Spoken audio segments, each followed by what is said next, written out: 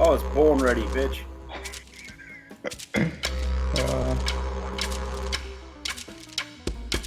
I've got it muted anyway. Alright, mute is on. And we are loading. Okay, sweet. Hey, there we are. Yep. Yeah. Alright, I better give this a shot.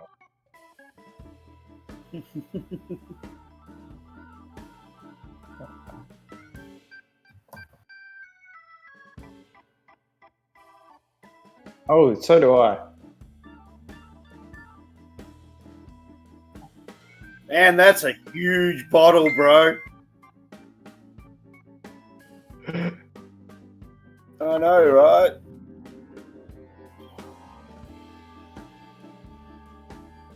G'day, guys.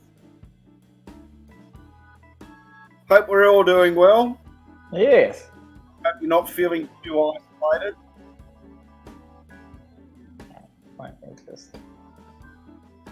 Alright, so what are you drinking, Cubo?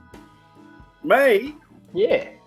I've decided to, seeing as it was most recently St. Patrick's Day, I've got to have a touch of the Irish. Yeah, nice. And yeah, I've broken the seal on it to make opening on the show easier. But other than that, I have not done a darn thing with it.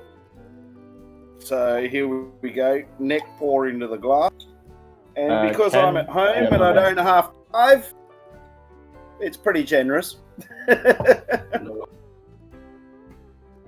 What about you, Scotty? What are you starting with this evening, my friend? I've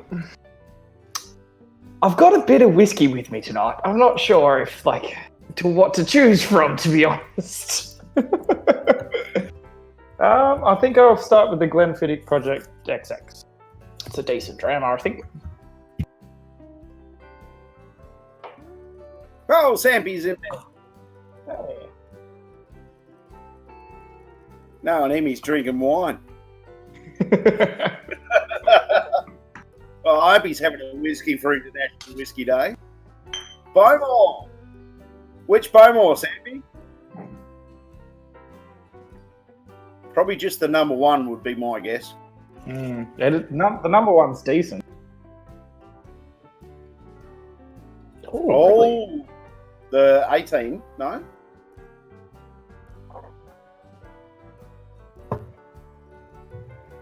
No, I've got the darkest. Yeah. We've had that. Yeah. Cheers. Yep. Cheers to you all. Oh, this has got a lovely nose. Yeah, I do actually have the entire collection of the Brookladdy miniatures with me currently. Oh! Ugh! Oh, what'd you do? Conor McGregor hasn't come to punch me in the head yet. It's actually quite pleasant, guys.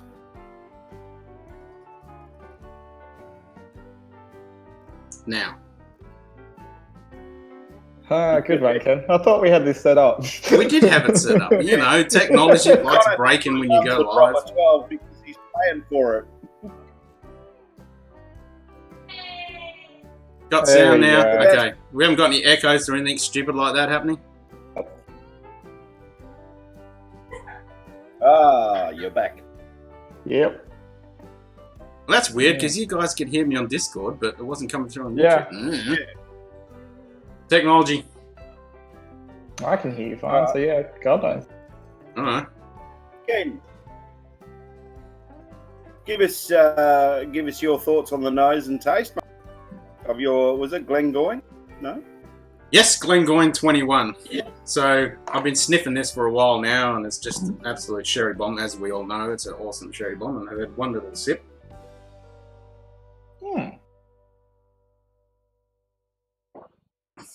So typical sherry whiskey notes then.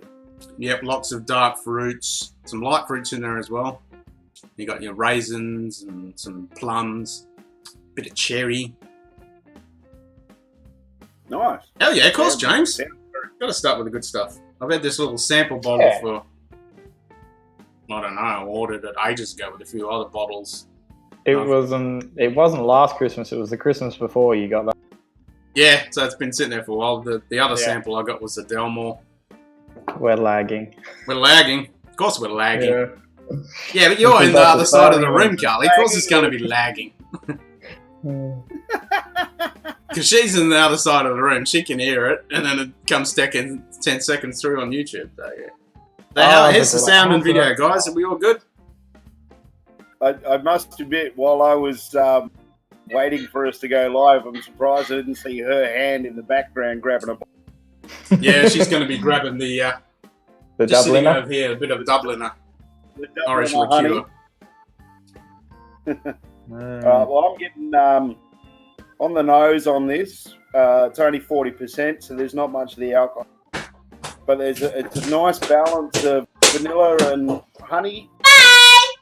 Ah, Hi, Carly. That was a bit of a peak. oh, God. Mrs. Kent.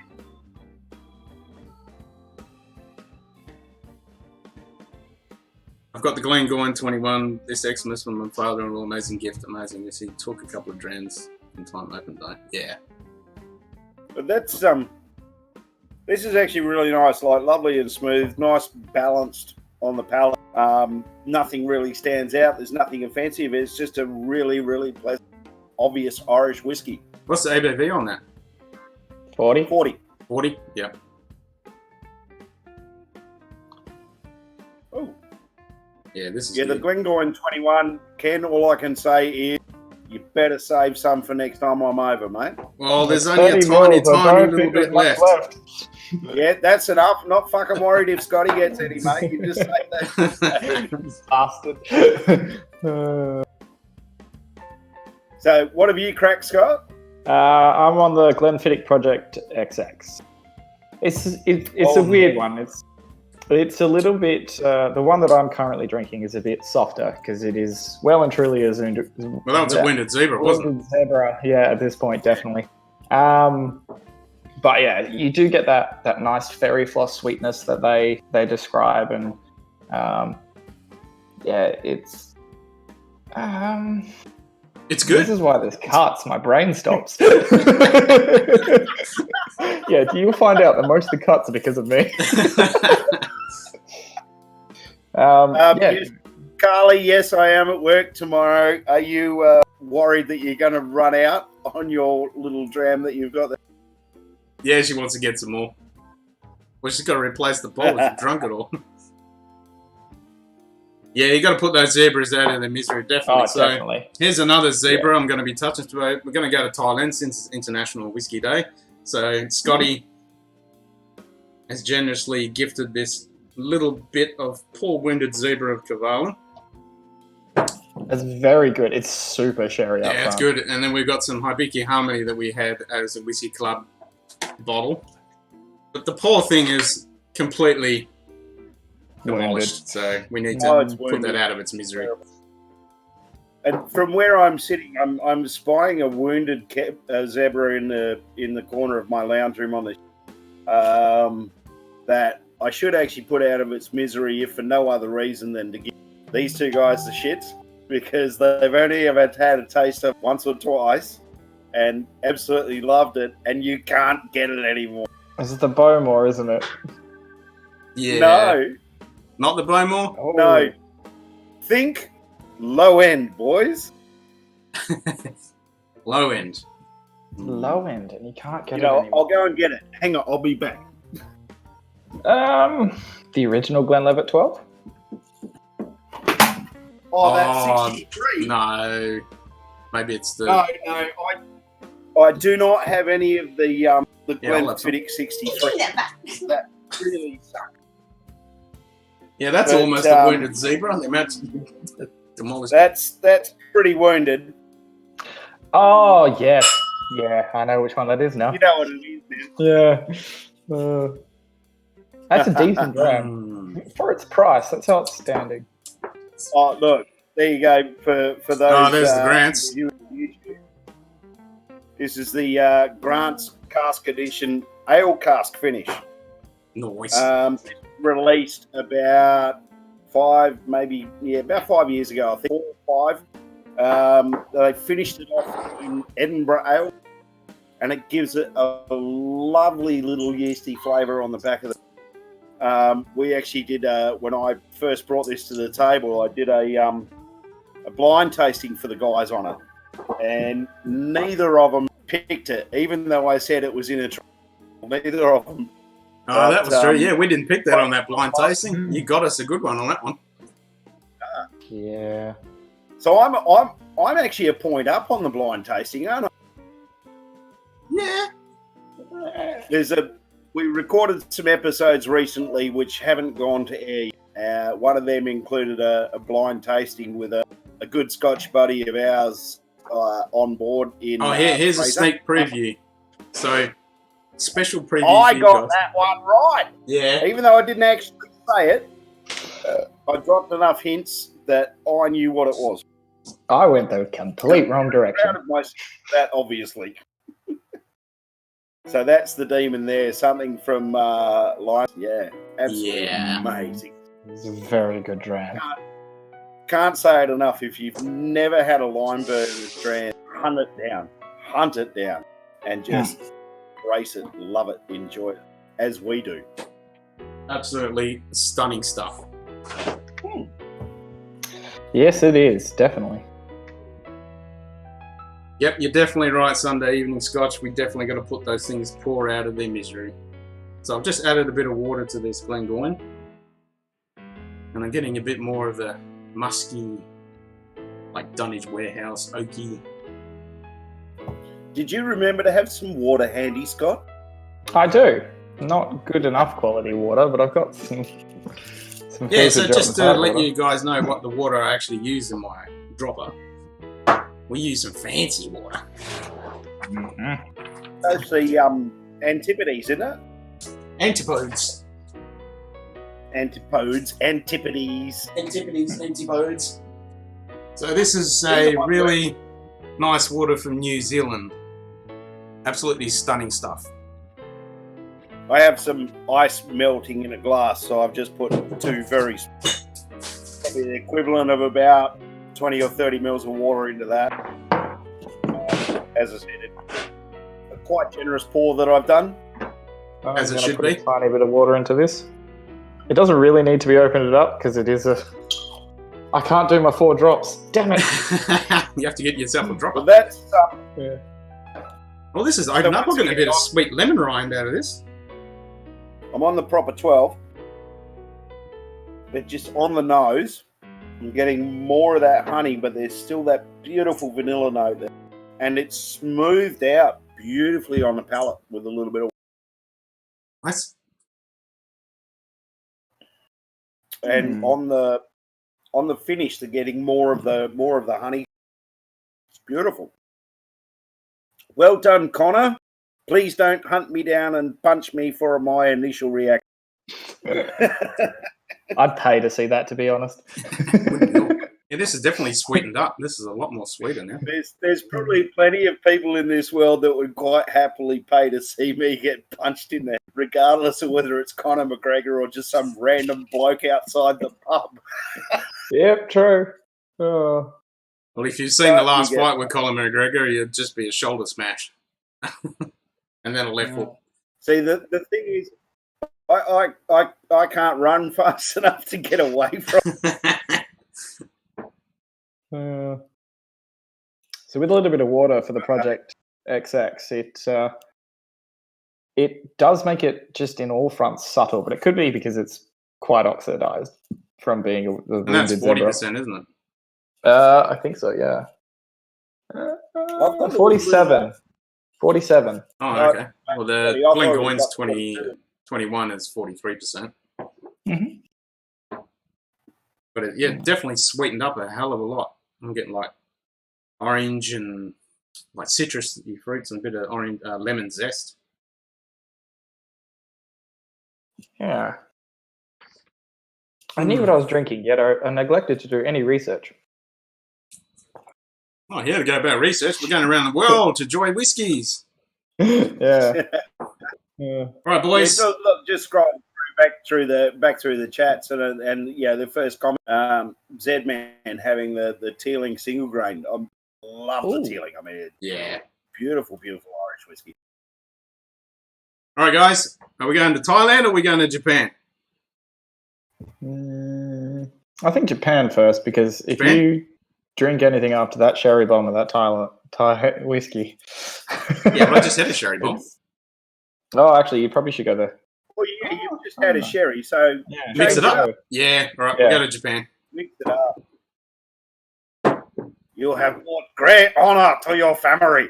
Yeah. Hey. Fucking hell. I may or may not have had a few beers already. See, I haven't. Because I did finish work at 3 o'clock. How many people did you have through today? Oh, it was a nice busy day, nice and steady. Oh, really? Good call. Harmony is a lovely whiskey. Yeah, that's why there's none left of it. That's why there's none left. Yeah. As I'm sure Scotty would attest to, also working in a bottle shop, we're getting a few irate customers with the liquor restrictions that are currently in place because of the corona bullshit. Not that the virus itself is bullshit. What we're having to do is bullshit. I mean, I'm a pretty friendly person, and it's like, I'm simple things. I miss shaking hands, to be honest. Yeah. So I can take it or leave it for that. I think Sunday evening. I think you're right. I think it's the top, because that hole is too big, and this stopper it's too big. It doesn't fit properly, so it evaporates and disappears. It doesn't work. I need to get a better stopper. If you're talking about big stoppers, there's fucking Elsa Bay's got. Oh, wait for it. Wait for it. Yeah, now that's a stopper. Yeah, so that makes the whiskey disappear pretty damn quick too. Just in reply to I haven't James' actually watched comment, that episode yet. Yeah, our limits are pretty tight. It's one pre-packaged box of beer, premix drinks, so like a Scotch and cola, or cider to the total of around 11 litres, just over 11 litres. 1 litre of spirits only. 3 bottles of standard wine, or 1 bottle of fortified wine, and it sucks balls because, like, the guys that would normally come in on Thursday or Friday and just grab 2 cartons to get them through the week, they can't get 2 cartons. So, but they can buy 1 litre of whiskey and a carton of beer. But you can do a combination of the two. Yeah, you're right. So you can buy a carton of beer and a bottle of Scotch. So it could be worse. It is what it is. So Victoria, you can get 3 cartons and 6 bottles. Damn. What should I move on to? I think I'm going to go with some classic laddie. Next. Some Brook Laddie. That's the big. We don't have a drinking problem in Australia at all. Yeah, because those limits are per day. Last week they restricted us to 4 cartons. Yeah. And 3 bottles this week. Are you going to have some laddie, Scott? Yep, it's going to go to Brookie. But you can go in each day and get another carton and another bottle, so it's no biggie, really. Ooh. Well, yeah. Not saying we condone it, but there's nothing to stop you going from one shop to the next one. Well, that's true. Especially if you go on a carload with a couple of mates. Go back to the next bottle shop you've already been to. No, he's buying it, not me. But I mean, let's face it. As most whiskey drinkers do, especially people that have a real passion for it, like we all, you stock up right from when you first started getting interested. You just keep buying more and more bottles. Yep. Yes. The background of Ken's shop there being the obvious example. Yep. Totally, James. My most frustrating thing at the moment, as these two guys know, is that I had a friend recently travel to Bali, and she doesn't drink. Hi, Di, if you're watching. Love you, darling. Thank you very much. So I gave her some cash and got her to get me a couple of bottles duty-free because she doesn't drink. And, of course, I've still got to wait another week to get my hands on them, even though she has sterilized them and everything and has offered to, like, leave them hidden somewhere for me to pick them up. It's like, no, I'll do the right thing. But, yeah, it's kind of frustrating because I really, really want to get into it. You're going to enjoy it even the more better when you finally get it. Well, I think that's definitely a plan.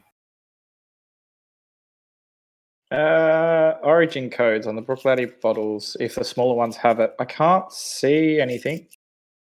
I have to get on the side. That one? Oop. It says, I'll get mine out. Yeah. Behind me. No, you're right, Sudden Evening Scotch. It's a nice little collection. So, yeah, just a bit of water in the glass, of course, to reduce the alcohol consumption somewhat and to, shall we say, rinse that taste of Connor from my mouth. Jesus Christ. Oh, I couldn't resist that. I'm sorry. So what are you guys all drinking? So I know that, had Zedman, have you gone into that law yet? You're supposed to wait for me to get into that law yet. Actually, that law from our club would be close to it. Yeah. You reckon? I think we got a bit of that left. We should have a look at that. Yeah, so James is on the Glen Scotia 18, which is not something I'm familiar with, haven't tried. No, I've heard good things. I mean, this is the beauty of the whiskey community, if you will, is we're always giving each other ideas and inspirations of different drams to try, and you got to love it. Actually, that one is a bit wounded. Yeah, I was going to say, we hit that pretty hard that night too, so that's pretty wounded. Ugadal. I'm with you, Strawny. Yep, I've got my Oogie up there, Strawny. I'll join in one of those. These guys are both on the second drams. So, a bit of Campbelltown last night. Nice. Got a coffee. Yeah. Oh, that's right. Yeah, it's 9 o'clock in the morning for you guys. Campbelltown, Springbank, Kilkerran. Oh, I should get my Kilkerran. All right. Yeehaw, Cowboys. I'm off to the good old US. Oh, nice drop. Woodford. This is just your... I'm still in Japan. Your standard because believe it or not, I'm out of stock of the double oaked at work. Hey, Brent. How you going, mate? Hey, Brent. Thanks for joining us. How's it going, Brent?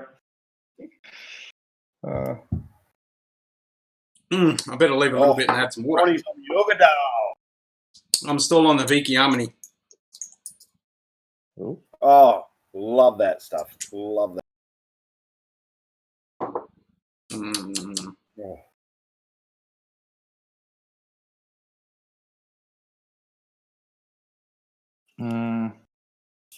That Brookladdy is... It's a good thing about not having a quality bourbon very often. I don't drink as much bourbon as maybe I should. But it's just like charred oak, little bit of vanilla, and that typical just general sweet bourbon note. Yep.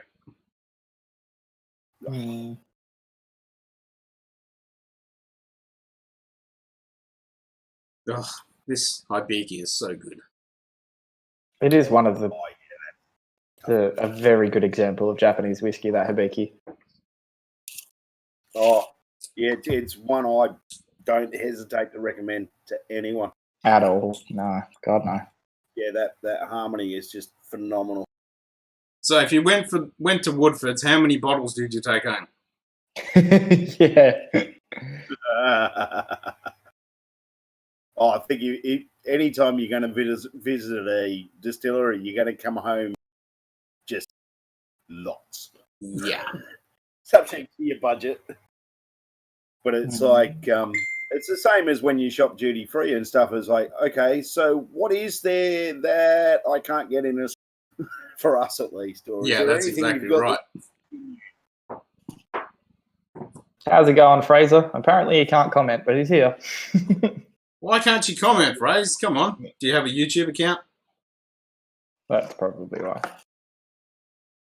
Yeah. So get yourself on that. Fraser apparently can't get onto the YouTube chat, Just but one. he said he's having a scupper and a 12-year-old Glenfiddich, which is wonderful choices to have, of course. 12 Sweet distilleries on the tour. Oh, yeah, the Bourbon Trail. Oh, damn. That's a hell of a tour. So It's was a that hard Glencairn? life when you've That got to was limit yourself to 12 distilleries. yeah. So that Glencairn, that was Woodford's branded. Also a bunch of liquor stores in Kentucky. Just poured some more of the law. Waiting for Ken to catch up. I'll pour some Booner. all right, Zedman. I'll hurry up. I wasn't going to go there straight away, but I'll get some law. Okay. I'll finish this Harmony. Yeah, of course. If just say to look at Sunday Evening Scotch's post there, comment, sorry. If you visit a distillery and they've got engraved Glencairns, you've got to grab one, don't you? Yeah, Woodford Glencairn. Yeah, that's what I did when I went to. Definitely. Or a tumbler, you've just got to grab one. So this is from it's Line like, Burners, I which don't is actually- WA. I Other really than like their the box. Glencairns that we use when we record our tastings and stuff, all the whiskey glasses I use are branded. Oh, yeah, same. Yeah, tonight. It's a wild turkey glass tonight. I've got the Macallan whiskey glasses. That's what I love the box for this Glencairn. It really shows the Crongraps and the Sterling Rangers. Yeah. So that's on the side of Bluff Knoll. Beautiful. Yeah, James, I'm very, very tempted to reveal what I've got duty free, but I think you guys will just have to wait for the relevant episodes for me to reveal. All right, Zed, man. I really want to know, so you've got a reason to tune in. Going to Isla, as it should be. I might join you with that. Oh, technically. Oh, the boys are going to go smoky. Yeah, we're going to go. Going to get there. Nice. And yeah, James, Starwood, visit them by all means. Bloody beautiful stuff. Oh, that smell. Pete. I might go with the Lafroig as well. I can smell it from here and I'm 3 miles away. Next minute I hear the knock on the door and cue ball's left. Yeah, you'll be a blank screen from me and a knock on his door in about knock. 8 minutes. Ooh, that was a bit of a... That was a decent pour. So you got on the Lafroig Law? Scotty? No, I've just got the Select. Oh, yeah, sorry, Select. That's what I meant to say. Yeah. Yeah, but it's still Lafroig, you bastards, and I don't have any. Yes, well... Have you got any peaty that stuff? Sounds like a you problem. Yeah, you got any peaty stuff? I'll have your share. Probably the Melbourne in January. Actually, no, I don't really have much with peat. I have a couple that have a hint of peat. I mean, most notably... Oh, there you go. My green label. It's a lovely little hint of peat in that. Yeah, but don't you have that Bowmore? That's Isla. Bowmore Darkest. Yeah. And there's, same again. There's not a lot of... But what, you're saying the prices were higher than Australia? Damn, not much is around the world that's higher than Australia. Damn. Wow. All right. Well, okay, James, with what you're saying, I mean, it's like I looked at a lot of stuff because my friend was overseas for a while. So, I looked at a lot of stuff and comparing prices and availability. And, one of the ones that I decided on, I will reveal it, is the Oban Little Bay.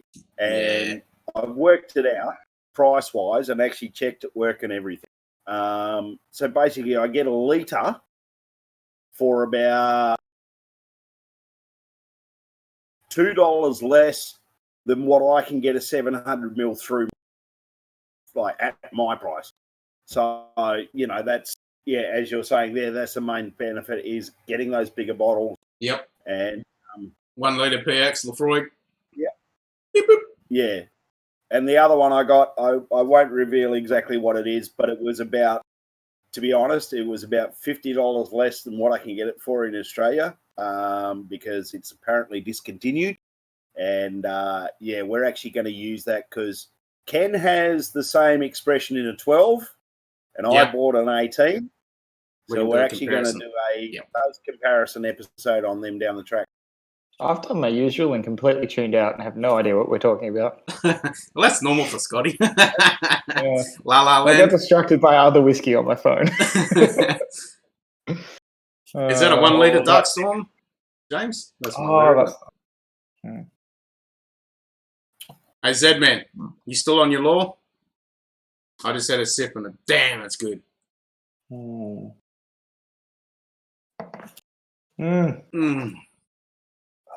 Not as good as the law, but pretty damn good still.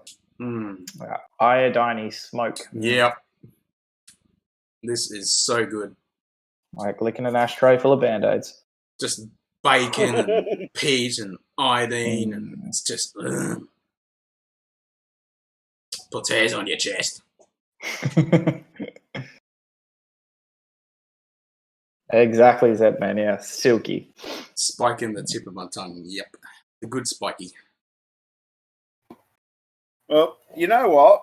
I'm thinking to myself, even though you guys are on the smoke with your lovely, lovely peated drams, I'm going to continue the international theme. That's the foil off the top of the bottle. Oh, that can go over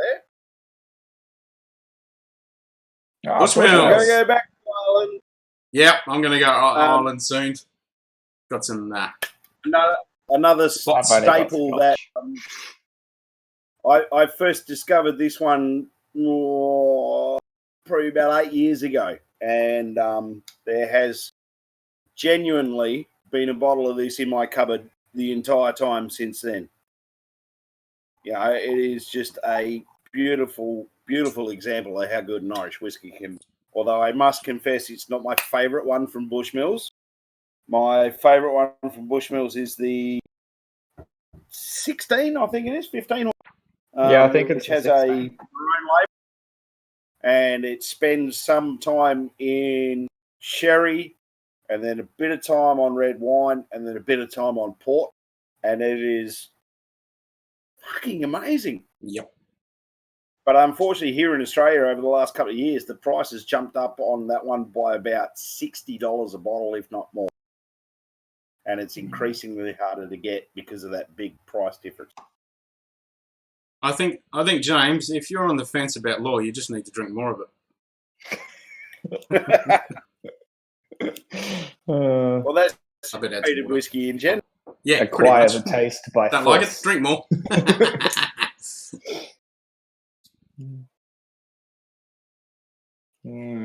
Yeah, it's a shame it's an NAS with the law, but it's a damnly good. Yeah, the whole bottle last year. Yeah, but how long did it take you to drink the whole bottle? You got to do more than that. 48%, so that's a decent amount.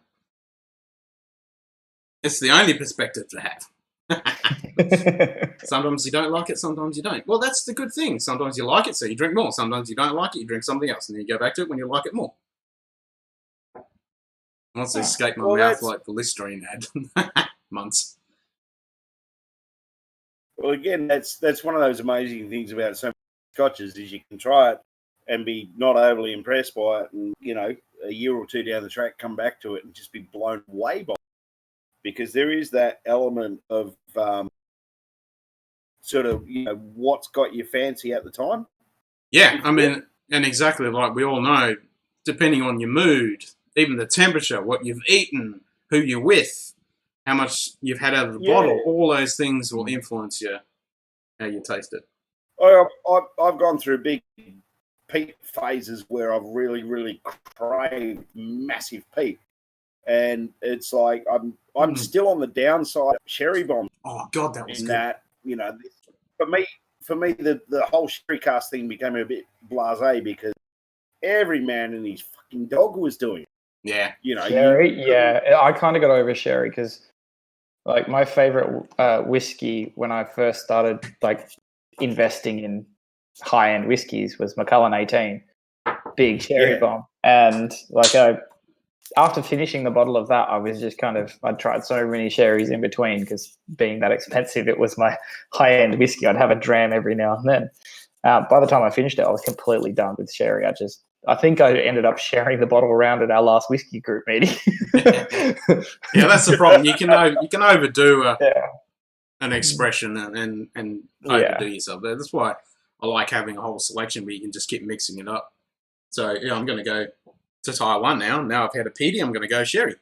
So we're going to go to Taiwan. Taiwan, good save, because we were saying the wrong one earlier. So I moved away from Pete for a while, and going back to it was a bit of a smack in the face with law. Yeah. I think I just remembered I have another wounded zebra in the house.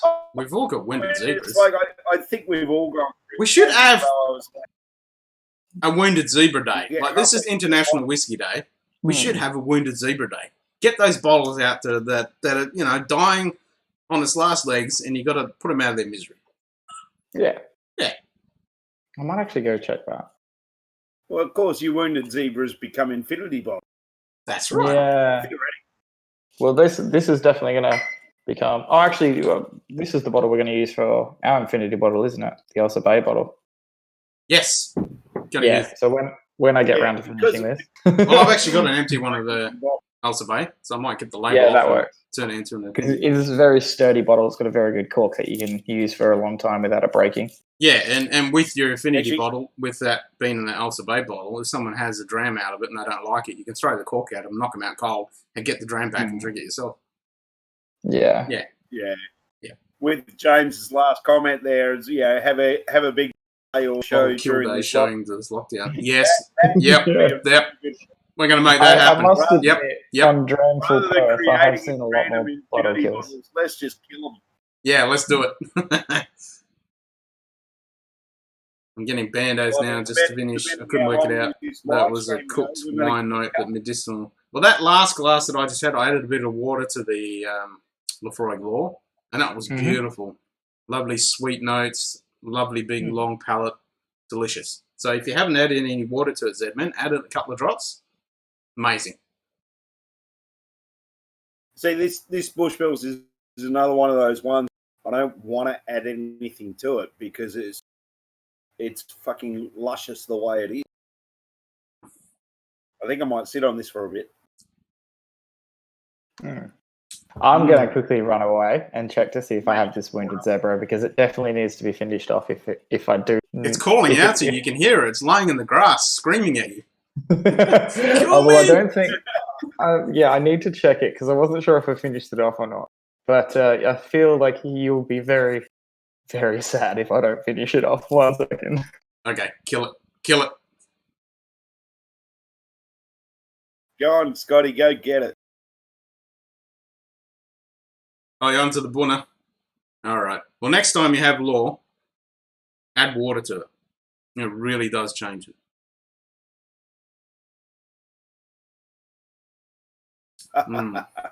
This is quite tasty. I've got so many flavors going through my palate right now. After having that law, this is really different. And this is a good ABV on this. What is it? Yeah, 58.6. So it's a good ABV. And from memory, it's a pretty hefty sherry note in that, isn't it? It is. It's quite strong, but I'm getting all this stuff happening underneath. I'll have to go in and... But, again, it's been a while since I remember there's that beautiful, rich, sweet, dried fruit, but then there's a little bit of zestiness, like orange rind, lemon rind. Yep, it's got a bit of that. But it reminds me like a real dry really sherry. It's not like a sweet. Yeah, not a super sweet, but the flavours are there without the sweetness to it. Yeah, it's a real dry sherry. Nope, turns out I'd finished it. You've already killed it. Put it out, Dmitry. Yeah, well, it was my Lagavulin, so I had to... Oh, which one? The 16. Oh, just the 16. Yeah, I'm definitely going to go to Lagavulin 16. Yeah, you've got like 17 bottles of it, so yeah. 17 bottles? I wish I had 17 bottles. Oh, at one point you were close. I had 7. Well, I've got the 12. the 9, the 8, and a bunch of. I think I've only got 4 bottles of the 16 left. But do you have the Offerman edition? I don't. Shut up! I can't get it. Us poor bastards in Australia can't get the Offerman edition. The Whiskey Club did have it, and I ordered it, but I missed out. And I'm still kicking complaining about it today. So yeah, because I keep advertising, and they're saying advertising the Whiskey Club. You know, you get these great drams, and they have the picture of the Lagavulin Offerman edition, and I'm like, yeah, that's great. I can't get it. Stop telling me shit I can't get. No peat on the nose. The palate is velvety. Did you wash your palate out before you went to the Booner? Some of us got it. Yeah, some of you got it. Send it to me. Send me a sample. Let it go, Ken. No. Let it go. Yeah. No, I won't. Offerman God is not happy. Win forever about any Lagavulin that he can't get his hand. Yeah. The Offerman God is not happy. I have to appease the Offerman God.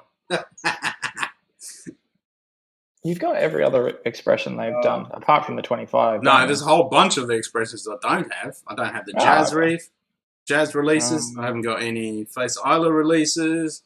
I haven't got any of the Distillers editions or the 25. There's a whole bunch of them I don't have, so yeah. I thought you had the Distillers of the 16. No, not yet. That's a very. And I really want that Distillers. special edition of the 2019 with the eagle on it. It looks awesome. I want that. You'll be happy to know, Ken, I'm getting some Glenlivet 12 back in stock tomorrow. At the special price? No. Okay. Again, this is one of these unfortunate things about the current environment, shall we say. They've actually canned a lot of the promo. But that special on the Glenlivet genuinely finished on Wednesday. Okay. Zedman, you're on. Let me know what sample you want, and I'll send you a sample. Yeah, I think you misread that. I think he's referring to the to the Lagavulin that shall not be named. Yeah, I'll send him a sample of something he wants, and you'll send me a sample. Yeah, that makes I'm onto it. Yep, it's a plan. We're on.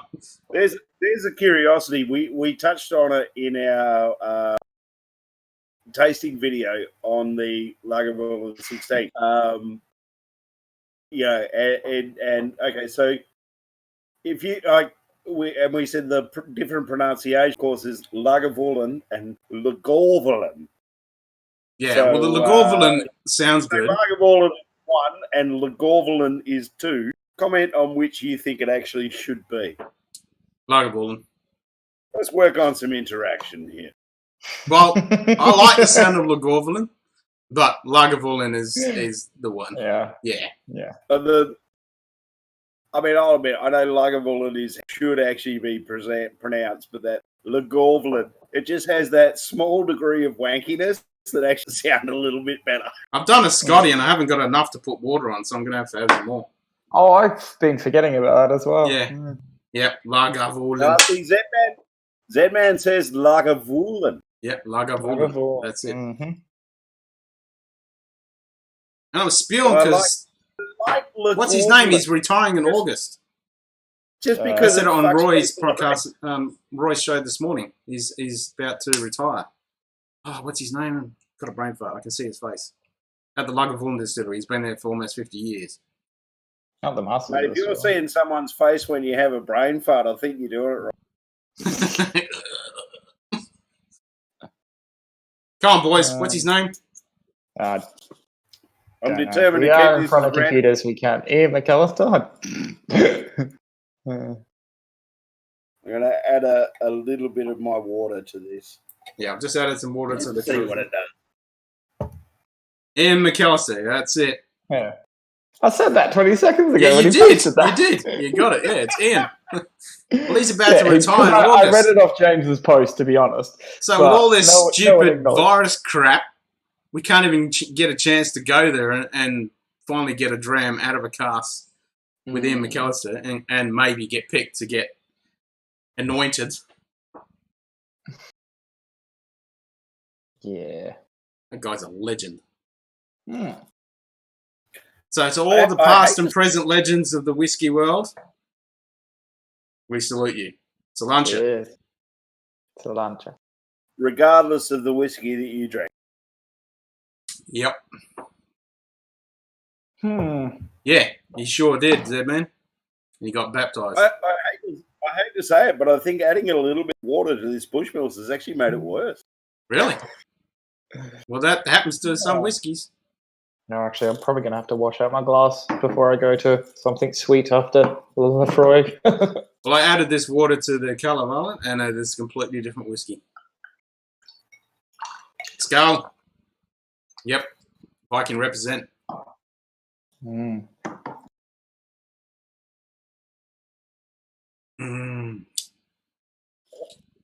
Yeah, I had to finish that Bushmills off because adding water to it just went blah for me. So. Blah.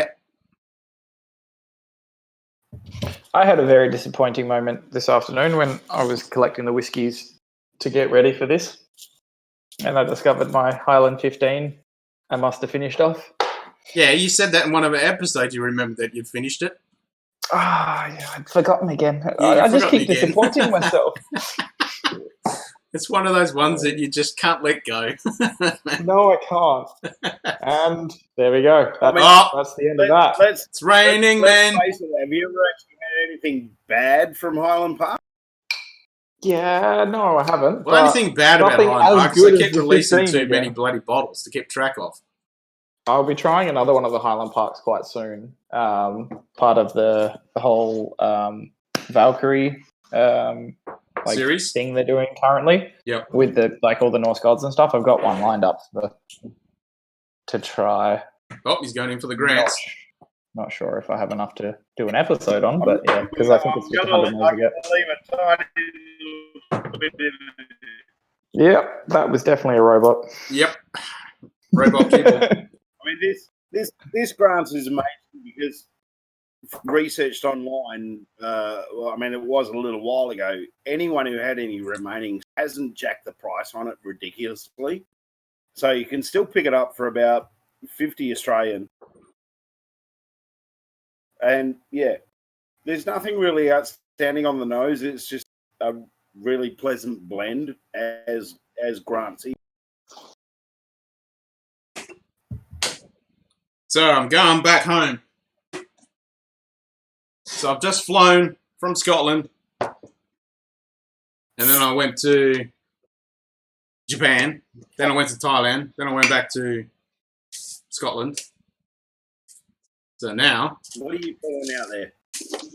That's lime burners. Lime burners, sherry cask. I was going to say, that's definitely correct. Yep, episode coming soon. Yeah. All right, that's it, Scotty. You're out of the band. Why?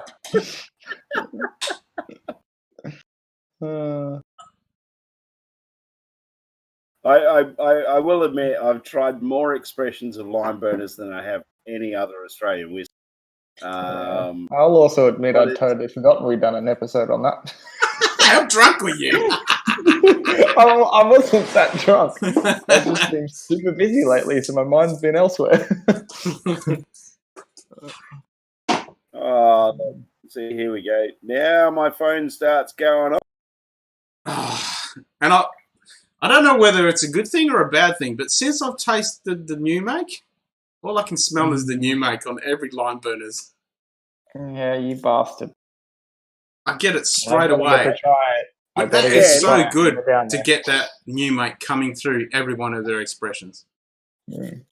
I have one thing to say to you right now about as far as tasting that new make spirit and lime burners go. We're going to need to bleep it. Yeah, but when all this craziness ends and we finally get down there, you'll be tasting it as well, so don't be stressing. And we'll still be giving you the finger because you get to try it twice. Yeah. Yeah. Oh, look, that's the biggest thing I'm really looking forward to with all this bloody COVID-19. Oh, totally, Zed, man. Totally. Any whiskey you have after you've finished it. Everything we get to go to visit lime burners. Yeah. Any whiskey that you ever finish, roll it around in the glass and then nose it. even before you take a sniff, if you roll it around the glass, you get some of that effect. Because all those chemicals will oxidize on the glass and they bring it all out. Makes a huge difference. And I love doing it, especially with a strong, or even a not a strong whiskey. If you leave it there, like I'll finish a dram, it'll be an hour later, and I'll come back to that glass and have a sniff, and you get all those stuff that's left behind that's oxidized and it's changed. And Cameron said he does that all of his whiskies to make sure there's nothing that's offensive or nothing that shouldn't be there. I feel like if you're making it something you have to do, you have to love your craft to that extent. But it's great for us as consumers to be able to do that as well. Oh, yeah, To definitely. explore it, yeah. And leave the coin or top it overnight and smell the glass the next morning. So many great notes come through. Yeah, I've never actually done the old coin thing. I mean, because it traps everything in there. Yeah. And oxidizes and lets it go in there. Yeah. So I've never actually done that. I need to get some coins and actually do that. I've always been that's one that's a to great let it tip. oxidize and change. And also, just in response, said, man, great to get that kind of feedback that you're actually getting something from what we're doing. So thank you very much. Yeah. That is an awesome idea. Phil and Deepa doing that. That's an awesome idea. Yep, pouring it from one and then nosing it. That's a great way to do it. Ah, yeah. Yep, pour it into an empty glass and then nose it. Yep. I'm still getting that new make. It's really annoying. I never got it before I tasted it. I'm glad everyone else has watched the Lime Burners video. Yeah, Scotty is the only one who hasn't watched it. Thanks, James. Shit. Cheers, mate.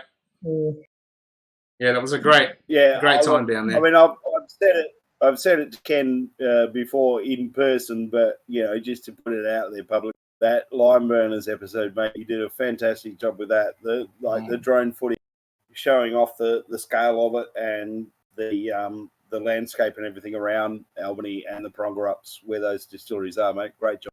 Yeah. You were just showing off at that point, where you can. No, I really wanted to get that footage to really show the place because, as Cameron said, when he had the Scottish guy there, it reminded him of home, which is a pretty cool accolade.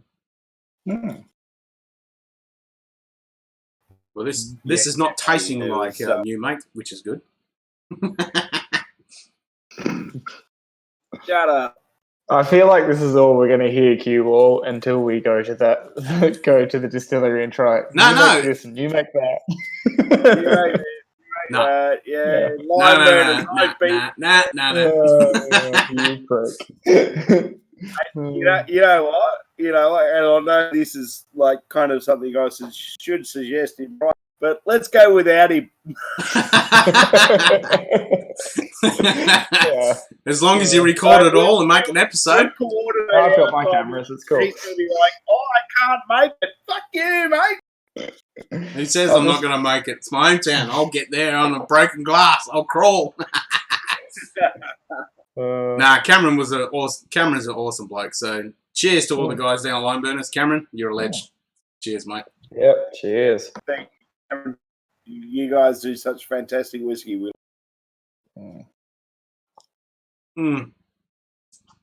Yes. Oh, that was good. That was honey and sweet and not strong sherry. A little bit of sherry at the end of the palate. Not a super dry or super sweet. It's not offensive. It's just a mild, nice sherry note. It is one of the best sherries that I've tried recently. It honestly is. Because there's so many subtleties in it. It's just well balanced as well. It's not like getting punched in the face by a sherry barrel. I'll just have to have some more. Yeah, exactly. It's that sort of night. It is. All right, so what are you guys drinking now? Well, I'm still drinking the grass. That wasn't aimed at us, Q4. Well, you guys as well. I don't care. Everybody, what are you drinking? Or someone actually saying something? What are you drinking? Come on, what are you drinking? Inchmoan, decent. I'm going to add a little bit of water to this. Oh, Z-Man's on the Inchmoan. Yeah. Oh, I'm going to join you with that. That But is I have to have the beautiful- Inchmoan. All right, after I have this, I'll go That with it with the episode's come Inchmoan. out, hasn't it? Yeah, it has. Oh, Yeah. last sip of the Scrawny's on the Scotia, Talisker 10. and That's that's a a decent Klein drop Leash. too. Oh, I don't have any Kleinish. Talisker 10. Oh, Strawny. I need to get a bottle of Talisker. I don't have any Talisker in my collection, and I thoroughly regret that. I'll join you on the Talisker 10 after I have the Inchmoan as well. Mm. Yeah. Yep, the Nice Whiskey one, Club Straw. Inchmoan. I'm tempted to get another bottle of that. Z-Man, I really enjoyed that. Mm-hmm. I'm literally facing a coin toss on what to have next. Mm. Because without going to the cupboard, I have a Oh, come on, Green Kibble. Label. Go to the cupboard. and a Glenfiddich 12 within reach as well as the Yep. green label. So Grab that. Have you cracked the green label? I can also revisit something else. I'm pretty sure that's the bottle he cracked with us. Yeah, but I mean, has he cracked it tonight? Oh, Green no, label. Come on, he Kibble. hasn't had any You tonight. gone to the green What's label that? yet? Green label. Green Green label. Label. Your That's- beloved. that is the demon that I opened when we recorded the tasting episode.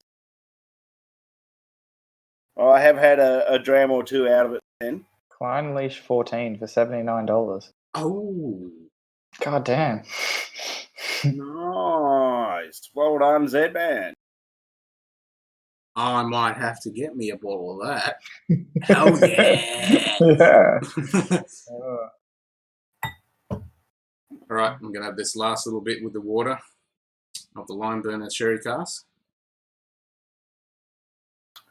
Oh, that's that Grant's done. For now. I've still got one left. So good. All right, and then we go the Inchmoan. Or Inchman. So I'm going to rinse my glass. Yeah, I'll keep sipping on my Glenfiddich. And that should be right behind me. Oh, there it is. Ah, this is what Zedman and myself are drinking. They still very good packaging on that. I still love quite the it. packaging. Yeah. Absolutely awesome packaging. And a great story. It's a sick dude. Mm. Especially where they're designing their own lock. The Loman stills that a lot of distilleries are actually using now. Awesome story. So if you guys haven't seen the episode, go watch it. Not now, of course, but yeah, later. Yeah. Nom, nom, nom. Alright, cool.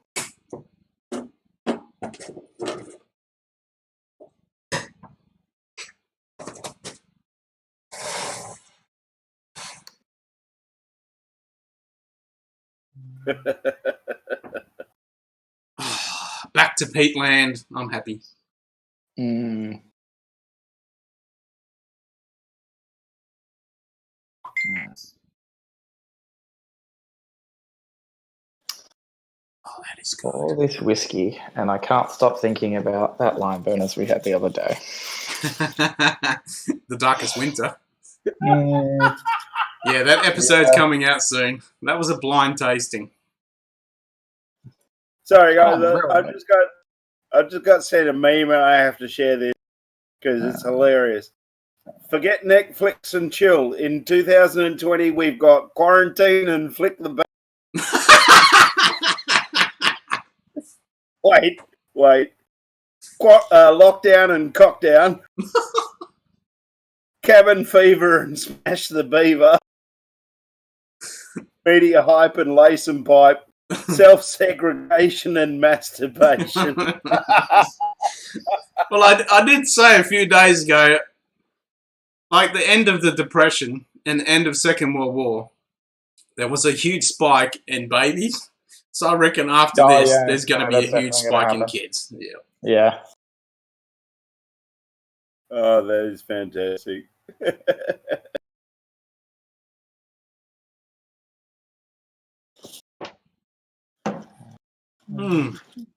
I've got that song stuck in my head from Willy Wonka. God damn, Like, I don't even know how I got that such stuck in my head. an awesome, rounded, just lovely. The peat is so well done on this. It's amazing. Yeah, that was quite an interesting one. I hadn't tried anything. Actually, no, I had, but I hadn't tried anything from them before, and it was very good. For this being Campbelltown, I hadn't tried a Campbelltown at all. Yeah, That's what I was trying to say then. Great, can't get any Springbank. Yeah, it's hard to get in Australia. Definitely hard to get, particularly with everything going on currently. Yeah, well, that doesn't add to it, that's for sure. Yeah, no. The Coronials. Yeah, that's what they're going to be known as, the Coronials. Yeah. That is perfect. There's going to be boys running around at school in 9 years' time called Corvid. Yeah. Yep.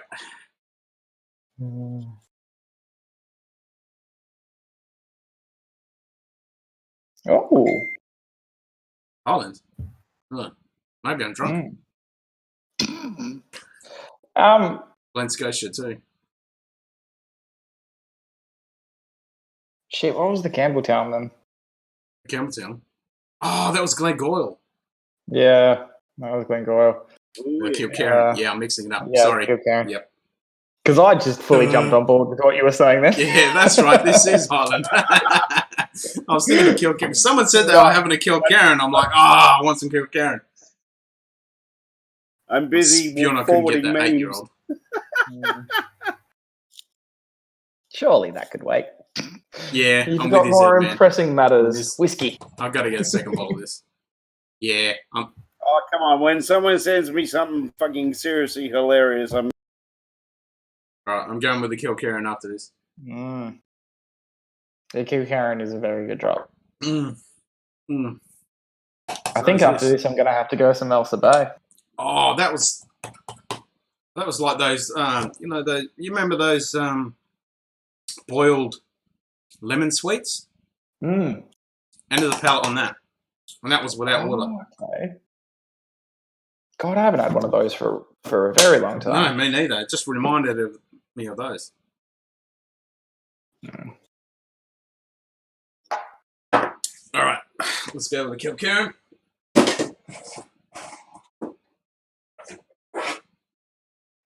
Kilcarran. Yeah, because their packaging is on point as well. Nicely on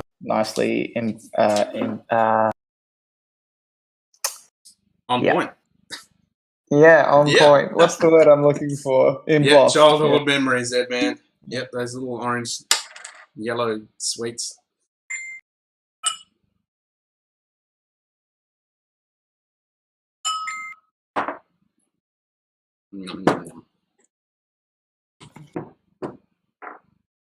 I wish I could get some of that goddamn Sherry Bomb 8-year-old. Oh, no, okay. But I'm interested to know what that new one is going to be that they've only just announced. That's coming out soon. Because they've just announced a new release, haven't they? They haven't announced any information about it yet. No, it's just a new release coming out. But I think it was a heavy peat, if I remember correctly. Ooh, that could be interesting. Yeah. Was it a heavy peated one, guys? I can't remember now. I think that's what I said. Yeah, if I remember correctly. I could be wrong. Hey, I'll write a poem. If you go to the Scotch Down Under Facebook page, I'll put a share from the Kilcarran. Yeah, no. I did see that. Hang on. I think it's heavy peat. Have a look. I could be wrong. Comes in batches. Sure does. Suppose the 8-year share will have wider distribution later this year, although with all what's going on. Yeah. But that's good. If they are going to do a larger distribution, that's when they're good. When all this craziness goes down, we'll be able to get it. That'll be amazing. It is. Awesome. It is heavy peat. Oh, my camera's not going to... It is heavy peat? Yep, I was right. Yeah, awesome. It is heavy peat. Okay. So that should be decent. Fried then. Yeah, get that. Got a poem for you guys. Okay. Roses are whiskey? red. Roses are red, whiskey is yellow, or gold, or copper. Poems are hard, whiskey. Cheers to that. I'll drink to that for sure. Yep, I'll drink to that. Actually, the light on my whiskey currently makes it look like actual liquid gold. It does. That looks like gold. Yeah. That's awesome. Can I do that? This room has perfect lighting. How many times have I told? Come on, it's not going to happen. No, it doesn't work. We are the poor cousins of whiskey distribution, aren't we? Ain't that right? That's why we call Down Under, because we're down under. Our haiku. Yeah. Homes are hard, whiskey is good. End of story.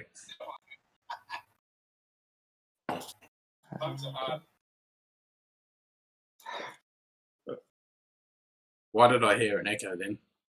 Which you That boys was are cue talking ball. Sorry. Yeah, play me. I'm sending a friend a link who hasn't tuned in. about. Good work. Good. Fresh out the steering and head back with the 8 sherry to be coming to more places, including the US in particular, loaded towards early summer.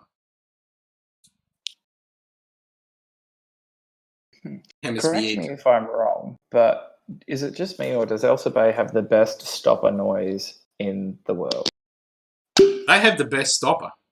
The That's best stopper just- noise yeah. and the best stopper. It's massive. I It love that genuinely, stopper. and it's got so much weight. Any to of you it. guys had the one release? The 1.1? Oh, Did that stopper that'll be have... only America? Yeah, did that stopper have the slate in it? I'm damn sure it had slate in it. Well, this feels like it's got slate in Yeah, it. 'cause but it's that heavy.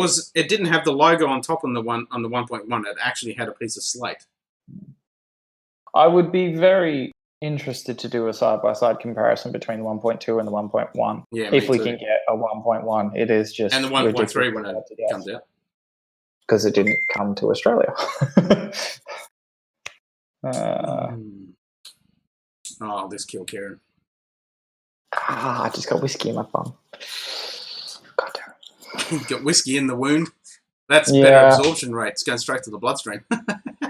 Oh, yeah. Except you can't taste it. Little backstory for that. I was changing an oil filter today and the wrench slipped and I punched my radiator. And now you have to show everyone. Show Oh, everyone yeah. the battle wound. It looks small, but it's actually quite deep. I was when we were setting this up, I was looking at it and I was like, "Oh Jesus, that's actually." Yeah, I put my whole force into that radiator. Oh shit! Ouch. That's it. I'm waiting for a comment from Strawn about that. I fucked Are you up, still mate. on, Stronny? Are you still drinking Talisker, or what are you on to next? Because I'm going on to Talisker after this.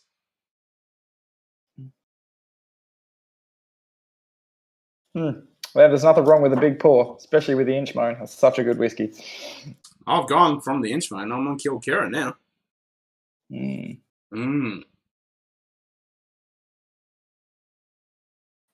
Yeah, Oh, too this quick also me. bad. I'm still an Inchman. Slightly bigger pour my accident. As it should be. Mm. So I should also point out that the one episode that I talked the most, I haven't watched yet. The Elsa Bay one. You did good on that. I know, it's such a good Seriously, whiskey. how many episodes behind are you? 6. 6? So I counted today. you've only watched 3 episodes. That is shocking. Why am I pouring it with this one? Well, this whole I love this coronavirus happened, and if you work in a bottle shop, you haven't really had much time for anything. I'm just sharing excuses, Scotty. Yeah, you are. But I'll have some time off probably next week, and I'll catch up. Yeah, what you said I last agree. week. It's a happy accident. What was that? Yeah, no, that is what I said last week. Yeah. Yeah. October 8.3. That's Is that what you're That's- drinking now? no, I'm on. That's what Strawny's drinking just in chat. Oh, I've got the That 8.1. is. All right, Strawny. I'll The crack the 8.3 8.1. I'll join you. is Is I tried all three. I tried 3 of them in quick session when we had a rep in the 8.1, the 8.3, and the 8.4. All right, you do the That 8.3. I'll do the 8.1. Something special. Yep, I'm going to go for. Johnny's on the Octomore. Yeah, he's on the Octomore. Let's get some funk. Nice. All right, I'll go the 8.1. Well, I'll tell you what. I am going to I can't even reach it. revisit the very first ever single malt that I had. Oh, I know what it is. Glenfiddich. About 30, in all seriousness, 30 years ago. Yep, or same. thereabouts. Tried this particular dram for the very first time. Yep, that was mine. The Glenfiddich 12. Oh, there we go. It's time to come back to it once again. Octomore. Still waiting for the homebrew. Well, it's going to take ages to calm down in this bloody 80% humidity, Strawny. I'm just concerned that it's going to be another like 9%, 10% beer, and I'll end up at his house and get bitten by a strawn again. 9-10% is pretty good. Bitten by a strawn is a saying that we have for anyone that knows him, and that's when you go out drinking with him and try to keep up. The feeling the next day is you've been bitten by strawn.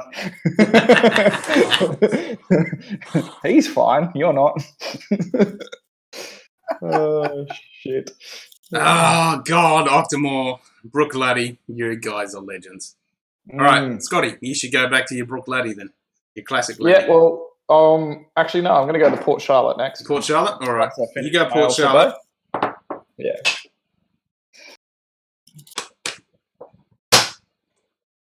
I go the 8.1. Strawny's on the 8.3. Yeah.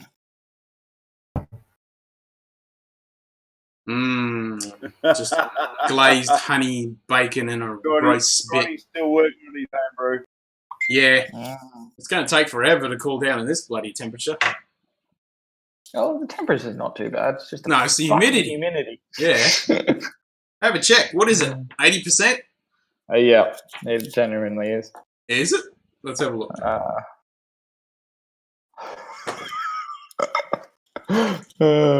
It is 78. Yep, so you might as well say 80% humidity.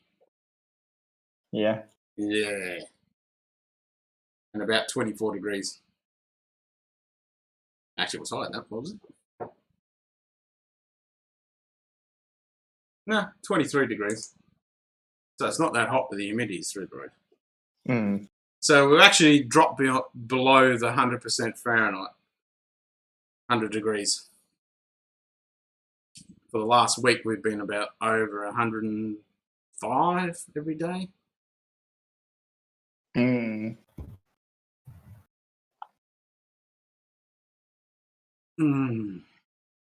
Oh,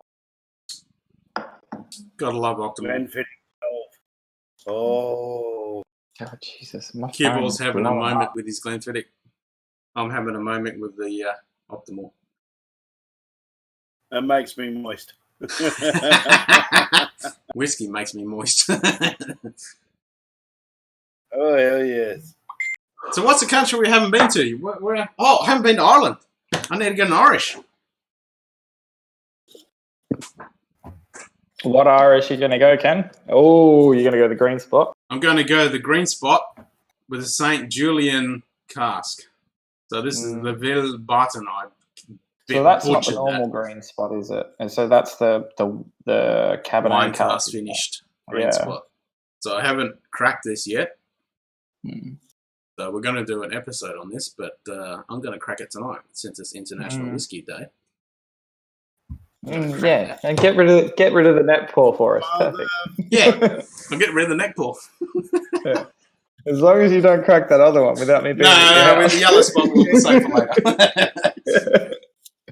That neck pour,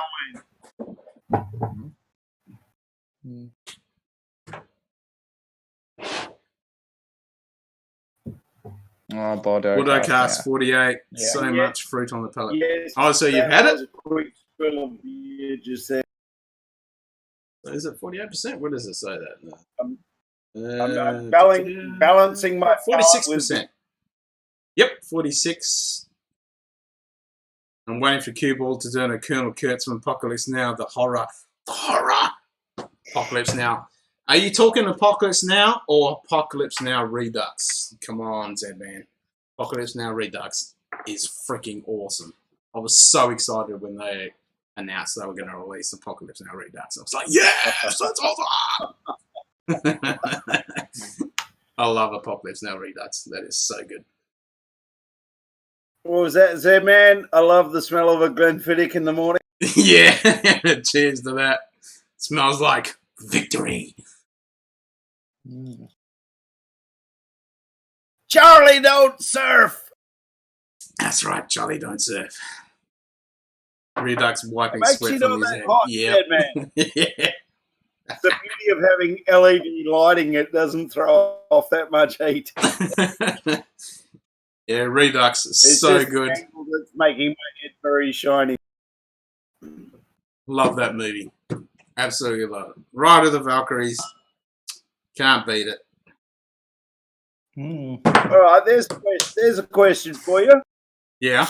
What's your favourite Vietnam War film? Oh, Jesus Christ. You're killing me, Gearball. No, seriously, is it Apocalypse Now or is it something else? I can't pick. There's so many I love. Definitely Forrest Gump. I mean, that Vietnam scene from Forrest Gump was pretty damn good. Yeah, no, they nailed that. There's Platoon for the... I mean, I love so many of them that's killing me. And... Well, I think Full Metal Jacket wins it for the realism factor. Oh, yeah. Before they get to Vietnam, yes. Having spoken to vets and stuff, but yeah, it's like, for me, it is literally a coin toss between Full Metal Jacket and Apocalypse Now. Oh, I'm with you on that. They're two of my top of the list, but there's so many other good ones as well. There's so many. There's so many really good ones. I mean, yeah, Platoon, We Were Soldiers. I mean, yeah, the list goes on. All right, I'm just going to quickly head off for a quick toilet break. You're going for a smoke, eh? Yeah, you're going for a smoke. Don't lie to us. Fuck you both. As I said to these guys before we started, this is the beauty of living by myself in a house that is in dire need of renovation. I'm smoking inside. Fuck you. I'm a vapor, so I can vape all day, every day. Anyway, I'll be back. Mel Gibson on the helicopters one? Yeah, We Were Soldiers based on the book. Landing Zone X-Ray. On the Lao Trang Valley. Back in 66 or 68, I think. Memory could be a bit blurry there. Yeah, that was really, really good. Urban warfare was never done like the Kubrick. Yeah, I totally agree. I mean, that was done in London. Full Metal Jacket. So those scenes were done in London. He did an amazing job. Absolutely stunning. Oh, look. Full Metal Jacket is just, regardless of the fact that it's a war, it's a fucking epic film. It is. And have you actually read the screenplay? Depth of character and so much more. Yeah. Have you read the original screenplay? But the biggest reason why I love Full Metal Jacket so much is those barrack room scenes. Yeah, yeah. And he wasn't even meant to be the drill sergeant. No, he was Like a consultant. Yep, he was a consultant. Ali Emery, and then God rest his soul. The hell with it, we'll give you the part. Semper Fi. And that was pretty the start of his film career. Yeah. I can't remember the guy's name, but he was Ali Emery. He was genuinely and he was in Apocalypse Now. Sergeant, so yeah, Ali Emery was in Apocalypse Now as one of the. He was in Little Bird. In Apocalypse Now. Yeah. Yep.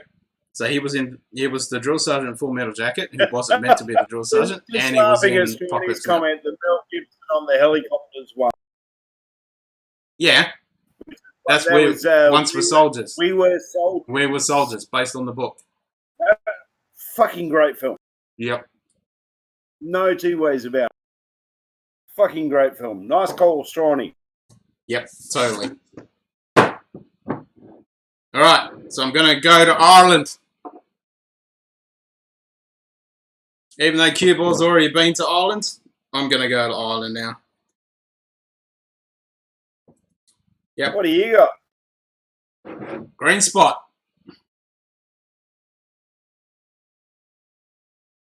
The wine finished one. Oh, Green Spot. Yep. Not the original one, the wine finished one. See, I could go and get my Tullamore G12 if we go to Ireland. Do it. It's not bad timing, you know, because I got to do with the lake. We'll do it. Yeah, we talked about Platoon. Hold on till Scotty comes back so you've got someone to talk to. No, we talked about Platoon, said man. We said that Platoon. We definitely said Platoon. And the other one I did mention Platoon. What's the Aussie one? I'm trying to think of the Aussie one. I mean, the standout with Platoon is obviously the scene where he's like, ah! Yeah, what's the Aussie one? Not the long tan one that we just had, which was Danger Close, which was good. The one older, back in the 80s. Oh, I'm trying to think of it. God. Oh. Hey, there's the Yeah, thought. Is Rambo technically a... Yeah, we'll add Rambo in. You got to add Rambo. John Rambo. Yeah, and that wasn't the name of the movie either. First Blood. Yep, that's right. Oh, that was a good pop. Let's do that again. See if we can do it again. Odd Angry Shot. That's it. Z-Man. You're onto it. Yep. That's the one. Shot. Yeah, that's the one I was thinking of earlier. Vietnam from an Australian perspective. Yep. Nice one, mate. Good movie. Nice one. That's the one I was thinking of. I couldn't think of the name of it. I could see the scenes in my head when they were cracking the tinnies. Graham Kennedy. Hey? Graham Kennedy was in that Australian comedy legend. Yep. I could see them in the tent cracking the tinnies, but I couldn't think of the damn name. I knew someone would get it. Yep, Graham Kennedy. That's the one. So, about to have the first nose of this Green Spot.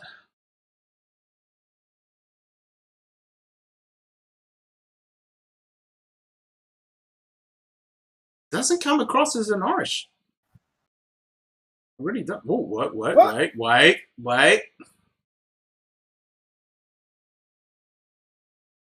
Might let that open a little bit. Brian Brown, John Jarrett. Haven't heard of it. Oh, come on, Odd Angry Shot. You've got to watch it. Yeah, you definitely got to watch it. It's an Aussie classic. Never heard of Angry Shot. It is an absolutely classic film for Australian. It's an Aussie classic. It's up there with Mad Max. It really is. They opened the tinnies with a can up and punched in the sides. Yeah, that's what they did back in the 60s and 70s. Came out around the time, I'm pretty sure. Yeah, 79. Year before I was born. Well, it's a few years before me, but I didn't get to see it till like the 90s.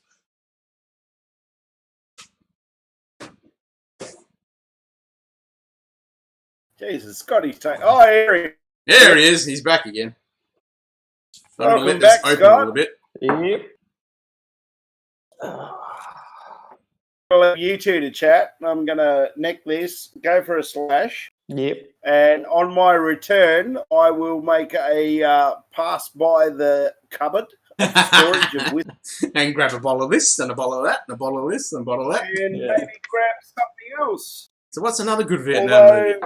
Because, I still have one next to me that I'm yet to open. You haven't opened that yet. Well, reopened to pour it. Well, it's open, but yeah. Yeah, to pour it tonight. Yeah. I haven't had a dram tonight. Man, I remember when the Odd Angry was released too. So yeah. I was only 4 when that was released. So it was a bit young for me to go to the cinema to watch that when I was 4 years old. Oh, I don't even think I was thought of at that point. No, you were never thought of. Now, There's an interesting question. Yeah. What's the first film that you remember watching? Albie Mangles. Either at the drive-in or the cinema. Albie Mangles. Iron Giant. And I'm still scarred to this We're day. going north on a northern safari. Yep. The one before his yacht got burnt. I can't remember the one, but the one before his yacht got burnt. Aliens, yeah, that was a good one when it first came out. I wasn't of age to watch it, but yes. I remember watching kids stuff at school and stuff, but I remember going to the cinema and watching Albie Mangles. Sound of Music, that's a cracker of a film. Sound of Music? Oh, I love those. Wow. Z-Man, you must be about my vintage then. Sound of Music? Hey, Fraser, you got the chat working. Hey, Fraser's finally in. Yeah, Albie. I bet he was a whiskey drinker. Yeah, he drank a lot of stuff. He was a legend. E.T. was an amazing film. I never liked E.T. I was never a fan of E.T. I watched it, read the book. Meh. Never really a fan. If we're going for like the first movie we can think of that freaked us out, mine was Godzilla, the 2000 make of Godzilla. I was 9 at the time, and it gave me nightmares for years because one of those fucking eggs survived. No, I think the first one that freaked me out a little bit was Jaws when the guy got chopped in half. Oh, yeah. I watched that like, when I was a bit older because of the Godzilla incident. 60, yeah. We lived on the seaside, so it freaked me out. What was that, Kibble? You're a couple years behind. The first film that ever actually seriously freaked me out that I was like struggling to sleep afterwards, and because it was a windy night and I had big trees outside my bedroom window, was the original version of Stephen It. Oh, yes. Oh, yeah. Yep. Yeah, the original film of that. The original It. Yeah. Yep. Like Langoliers, I actually like that one. I'm going to leave you with these two, and I'm going to go and relieve myself and delve a couple of whiskeys out of the cupboard to continue on. I'll be back. I'll leave you with these guys. Hang in there. Hey, Fraser, are you drinking that Scarpa Flow one? The Scarpa? Didn't need to see that cue ball. Jesus Christ. What was that? I didn't see it. Still be looking at the chat. Nightmare on Elm Street, Poltergeist. Yeah, all those were pretty scary. Yeah, you are drinking it. Yeah, good man. I've half edited the episode. So I'm still nosing this green spot. I missed out for that episode, but I got to try it off screen. It was quite good. I haven't even put the episode up, you silly goose. I know. That's halfway edited. I was otherly disposed. So what are you on now? Are you still on the Optimal? No, this is green spot. Oh yeah, that's right. Winecast finish. I was watching that outside. No, you're on the green spot. How is it? I haven't tasted it yet. I'm still letting it open up and nosing it. It doesn't come across as an Irish. Do you get any of the remains of the Bordeaux blend from There's the cask, something, there's a real sweet note on the back end. Like sun-dried grapes. Kind of. Yeah, sun-dried grapes. Yeah. There's something sweet. My favourite sign. There's something sweet and different on the nose at the back end. Well, in my mind, it should be similar to sherry, but not as punchy because it's still kind of the same line. I'm going to let it open up a little bit more, I think. Not fortified. Oh, yeah. 1 sec. There's Mum.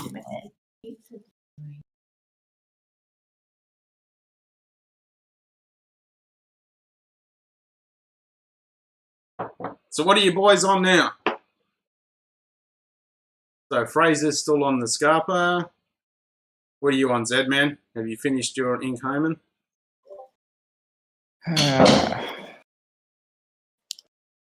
My mum, Fraser says. My mum, Fraser.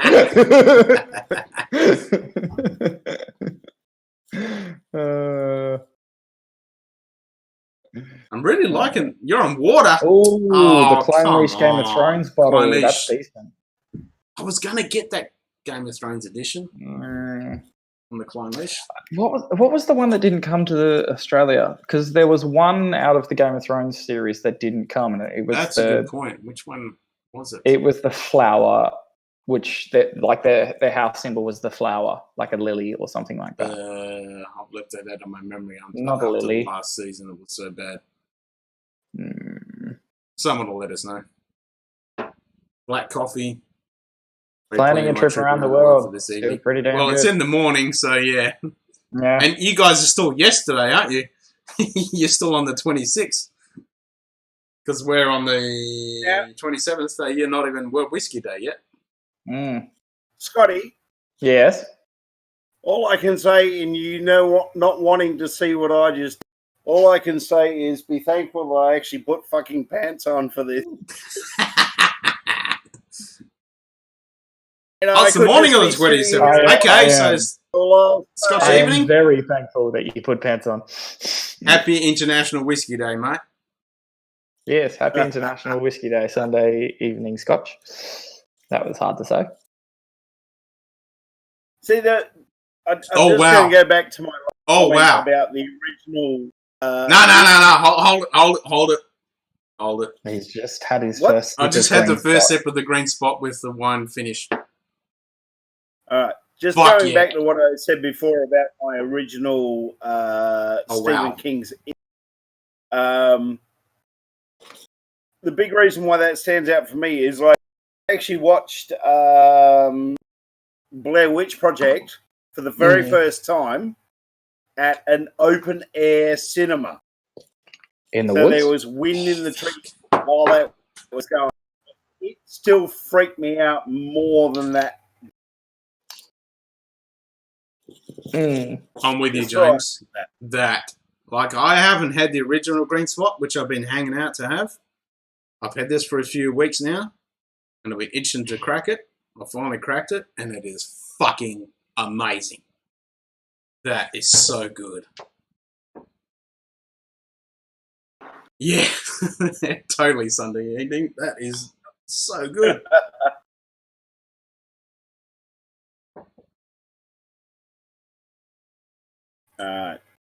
Wow.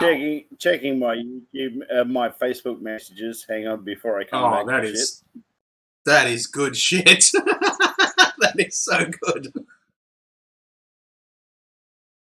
And that is so amazing. After I was nosing that and I was getting all this subtle stuff, but after having the first taste, that olfactory system has opened up, and now on the nose I'm getting all these flavors coming through, or noses.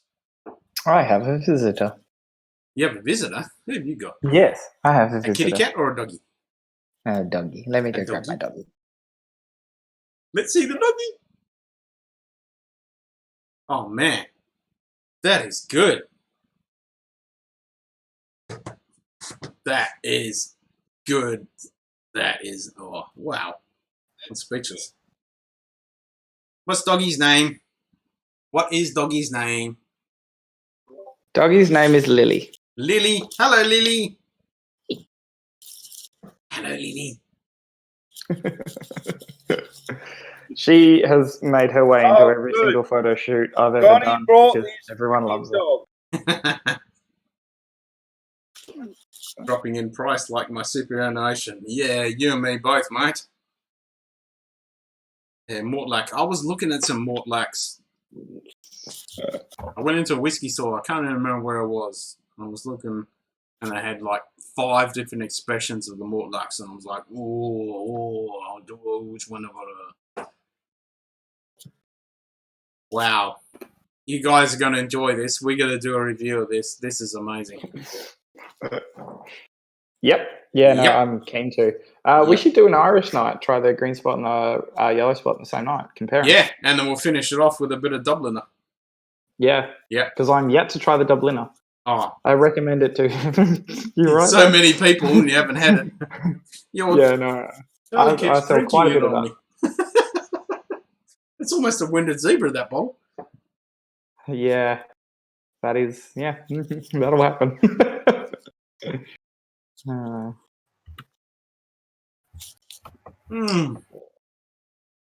Wow. That is so good. Haunting of the Hill House on Netflix. Yes, I did watch that. That did freak me out quite a bit. What's the ABV on this? 46%. Yep, you're onto it, Scotty. Yeah, it's in the chat. Is it? Once again, you guys don't read. Where is it in the chat? James said it. James said it. Its original green spot was 46. Yeah, if the original was green spot was 46, yeah. Like, No, I've heard such great things about the original green spot, and I've always wanted to try it. And I wanted to try it before I had this one. But this is amazing. Mm. Well, you've been hanging out to try green spot for a very long time. As long as I've known you, pretty much. But this finished in the wine cast was real nice. So Fraser's saying, did you finish the zebra bottle? Yes, I did. Yeah, which zebra bottle? You've had like 3. Oh, that was the Glenfiddich 20. Project 20. Yeah, the Project 20. It's I did like this. Yeah, I didn't mind it. I think it was quite a bit at our whiskey meetings. Yeah, we've had it at a few whiskey tastings and meetings, but I think there was too many expressions from the distillers, master distillers, in that one bottle. Whiskey dogs all over it. She wants some. Yeah. Where's that music come from? That'd be cue ball. Tullamore Dew. Nice. Yeah, you got me on that on the blind tasting. You hit me with that one.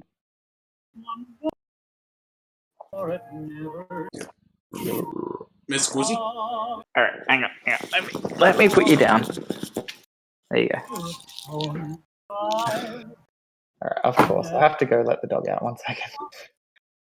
Oh, wow. That I'm going in for a second whack of that. That is amazing. Wait, hang on. I haven't even added any water to that.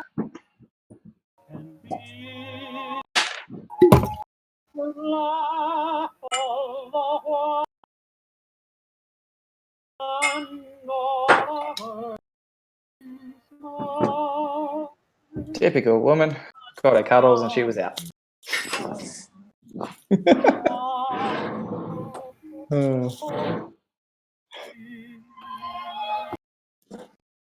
What was... Oh, that's right. I was moving on to Port Charlotte now. Yeah, you were going to Port Charlotte.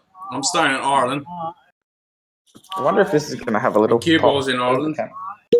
Yeah.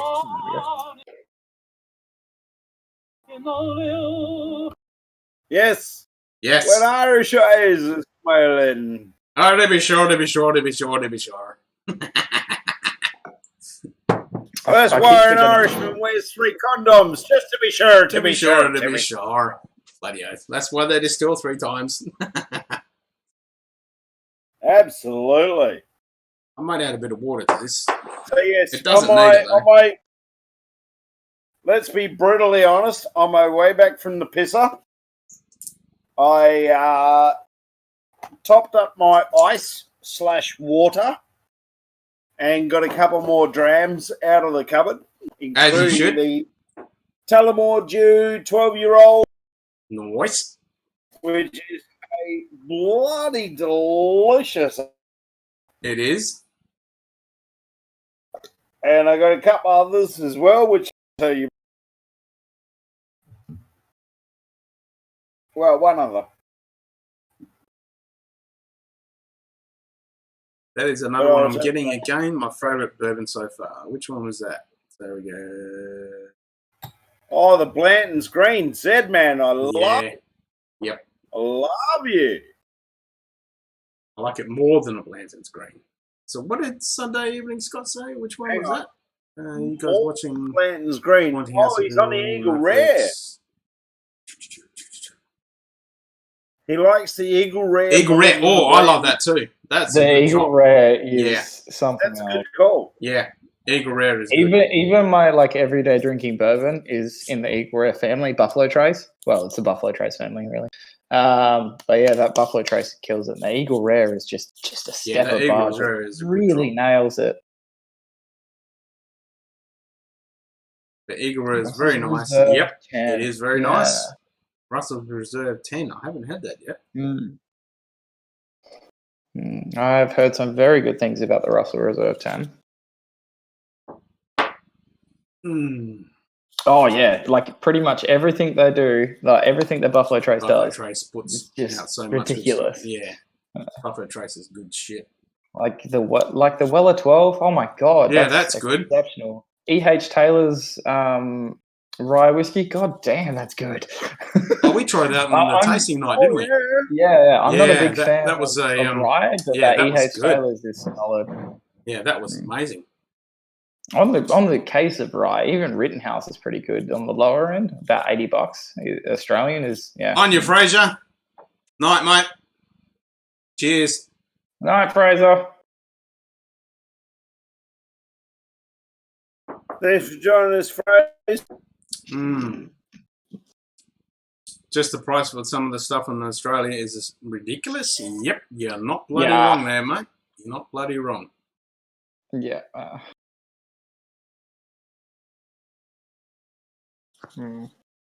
Yeah, Buffalo Trace is producing some really good gear. George T. Stagg, William Laurie Weller. Yeah, even if you can afford it, the Pappy stuff. Just all of it. So good. So good. Definitely. So I've added a little bit of water to this green spot. This is amazing stuff. Wild Turkey. Pretty good. Rare breed, yeah. I agree with the rare breed. The single barrel Russells I haven't tried yet, but I have heard some good things about. I don't like the standard. Even their long branch. The long branch is exceptional. Long branch for is good. Price. Yeah. And also the first isn't the Long Branch McConaughey's one? Yeah, it's the first time there's been a Wild Turkey or Russell named bourbon that has had someone else's name on it, which wasn't from the Russells family, which was McConaughey. And of course, like he's been a brand ambassador for them for years. That's right. Yeah, I tried that. That was pretty nice. The one Sunday evening Scotch, the Long Branch is fantastic. Yeah. But, one you need to look for if you can find it. Oh yeah, the Forgiven. It was done several years ago, and stock is pretty limited now. Is the Wild Turkey Forgiven? It is apparently a blend of the unmatured Russell's Reserve with the bog standard Wild Turkey rye, and it is fucking amazing. I actually gave my son a bottle of this for Christmas. Not 2019, 2018, I think. So he's saying just a preview of Russell's 2020 single barrel. And it's bloody awesome stuff that Forgiven. So, if you see a bottle of that anyway, I recommend it. Very, very highly. Yeah. Yep. The story behind it was there was a fuck up. So as Q-Ball said, it was the Russell's Reserve that was meant to be aged, and the regular Wild Turkey were selected incorrectly to blend, and they mixed them together. When they found, and we're not talking a small amount here, we're talking like $50,000. $200 a bottle, and. So it all got mixed together, and they tasted it. It tasted good, which is why they came out with the name, the Forgiven, because all is forgiven. It turned out well. With the Forgiven, apparently it was only Revival. And you can pick it up for under $100 Australian a bottle, and it's fucking. Another thing that gets overlooked quite a lot with Wild Turkey is their Masters Keep range.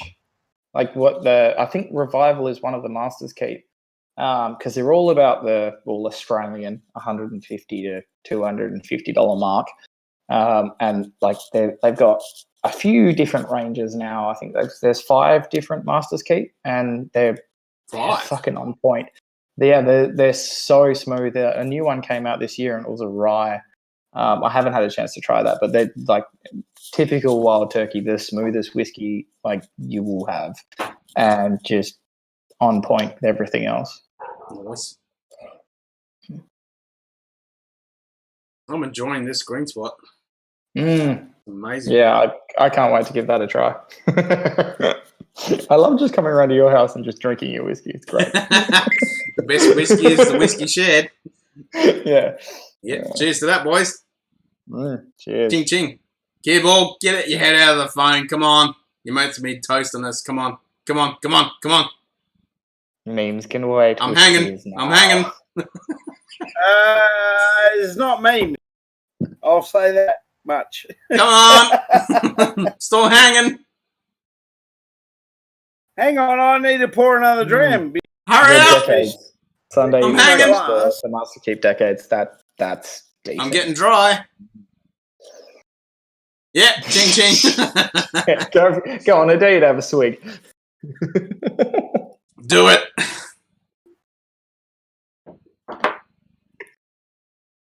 Good man.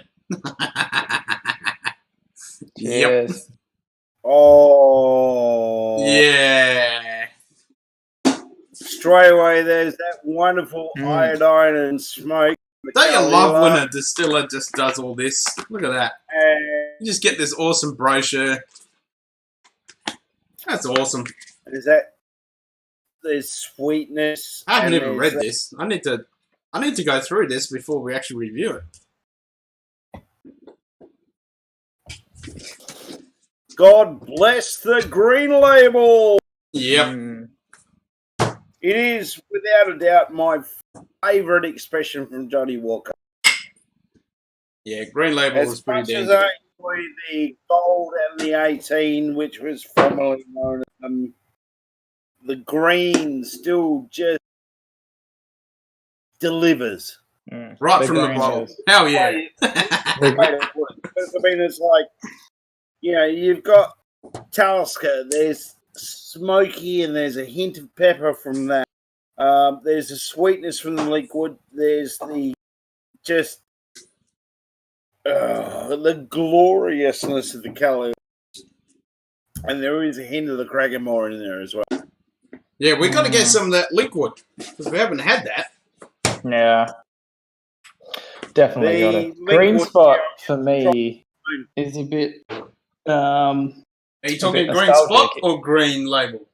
Green label. Green label for me is a bit nostalgic. It's the first blend I ever tried.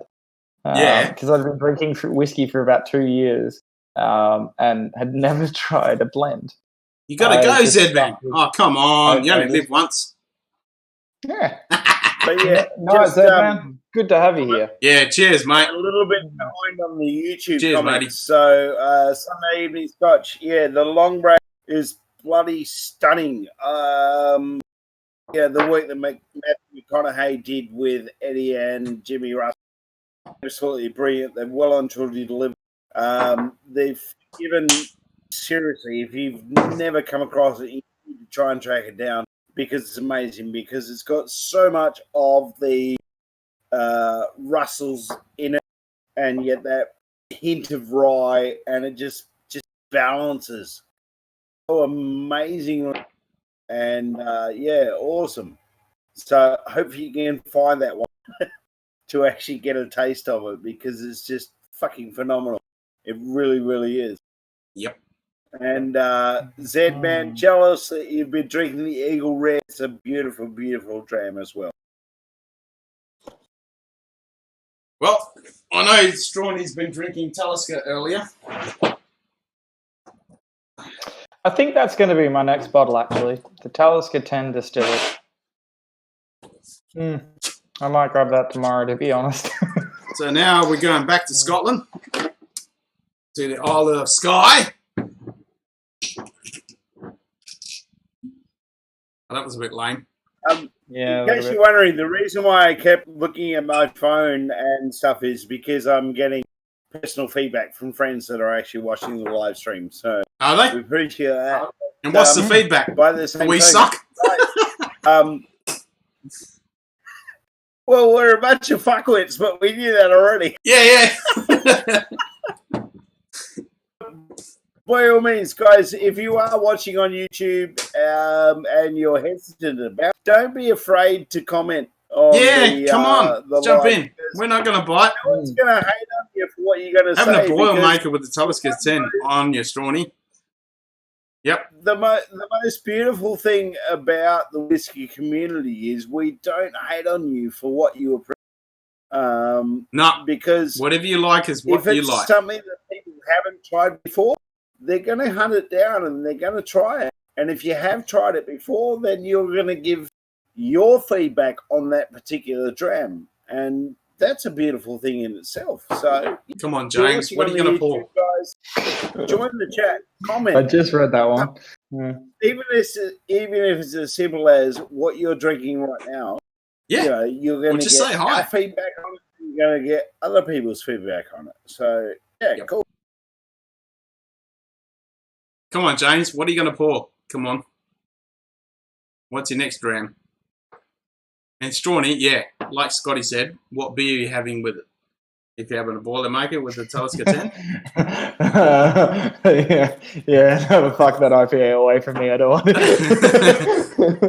Maybe the Kilkerran 8-year-old. Oh, you're having the sherry cask, you bastard.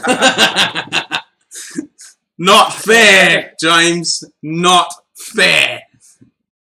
Oh, he's got the IPA. I think Strawny's got the best idea for the Boilermaker. I'm jealous that James has got the bloody 8 10. sherry cask. Ooh. The Kilkerran 8 sherry cask. I'm so jealous. Oh, he's got another bottle of it too. Ah, you suck. Not fair. All right, I'm going in for the Olive Sky.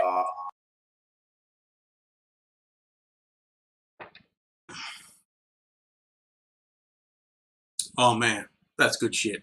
I haven't had this for about 6 months. Oh wow. Yeah, your Talisker 10, just as it is a staple of everyday drinking whiskies. It's just like the Floyd 10, Ardbeg 10, Lagavulin 16, Talisker 10. It is like that. Good shit. That minerally, just Yep. fucking Sweet and salty, salty. minerally, just basalt rocks on the coast. Yep. I must admit, I'm not a massive fan of Talisker. That's on your end, isn't it, Cam? Yes, that's my doggy barking. Because I can just see your face screwing up. I'm like, I'm going to go tell her off, but she's fine. She's doing her job. Bought the second one, and now it's almost gone. Oh, Jesus. Send me one. I want that sherry cask. God damn it. It's not fair. Long time. Glava is, yeah. Glava. Oh, you're telling me, Props Stephen. on your books as well, mate. Stephen. Glava. Yeah, well and truly, the Glava. That is. Yep. Every Anzac Day, this goes into my hip flask. Oh, well, didn't it get replaced by Dublino last Anzac Day? No, this has always been in my hip flask. Every Anzac Day, this is by a hip flask. And now we have this crazy stuff that's going on. We're not going to have an Anzac Day, but I'll be standing on my front driveway at 6 a.m. with this in a glass. Yeah, I will be standing on my driveway at 6 a.m. Yep. For this minute of silence. All right, so I'm going to have some of this after I finish my Talisker 10.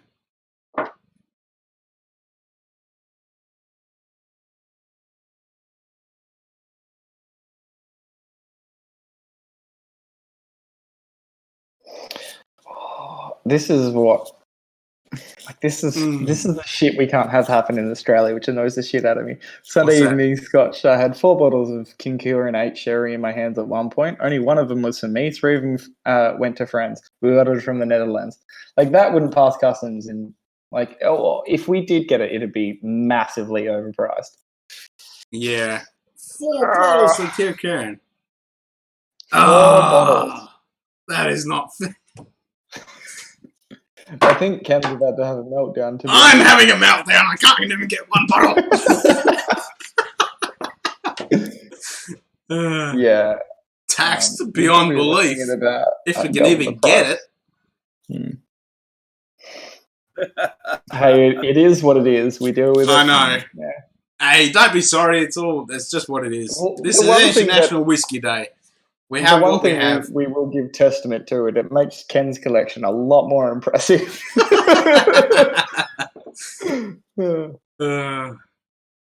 I still want that Kilpure 8-year-old sherry cask though. I'm Scott. Oh yeah. Ken, do you want to say who you are? All right, I'm Ken. I'm Scott, and the fella in the middle. And Cue Ball's on his phone. Cue Ball, yeah. Come on, Cue Ball. How's your night going, Stephen? Get with us. All I can say is a man has needs.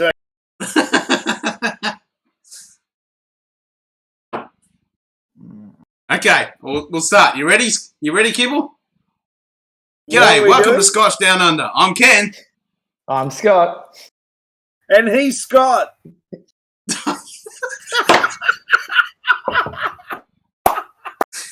That's Cue Ball. Oh, God. This is how it goes later James. with me after a few fucking drinks, I tell you. Yeah, that is true. So, Ken. Just pulled the kill, Karen. Yep, Sherry that's what I was cask, you just about bastard. to point out to you. We're on a 10-second delay. The reason for my delay, Stephen, is that I'm responding to other things at the same time. Cue-Ball's on a 30-second delay. No, that's a self-induced 30-second delay there. That's what I said. That is a mental 30-second delay. YouTube itself has put us. All right, Stephen, I'm going in for the Glover. The Glover? Oh. Yeah. I'm going to have a sip of Glover, and then I'm going to go to the Dubliner. I hate you. I really do. Geez, your missus has actually gone to bed, hasn't she? Yeah, she's gone. Jesus Christ. So we're going with the Glover. Oh, I love this stuff. Oh, How do you not? Yeah, you can't not love this stuff. It's so good. Just spiky. It's Scottish whiskey all the way through. If you guys have never had this, seriously, it won't break the bank. It is such an all-day drinker every day. Can't beat it.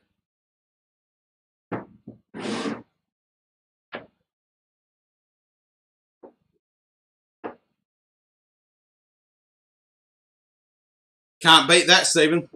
Can't beat that. All right, going in. All right. Well, a bit left. Yep. Gotta go in for another. Yeah, Glover in itself is. Yeah, Glover is so good. Yeah, slight spice and. It's just that spicy Scottish whiskey undertones.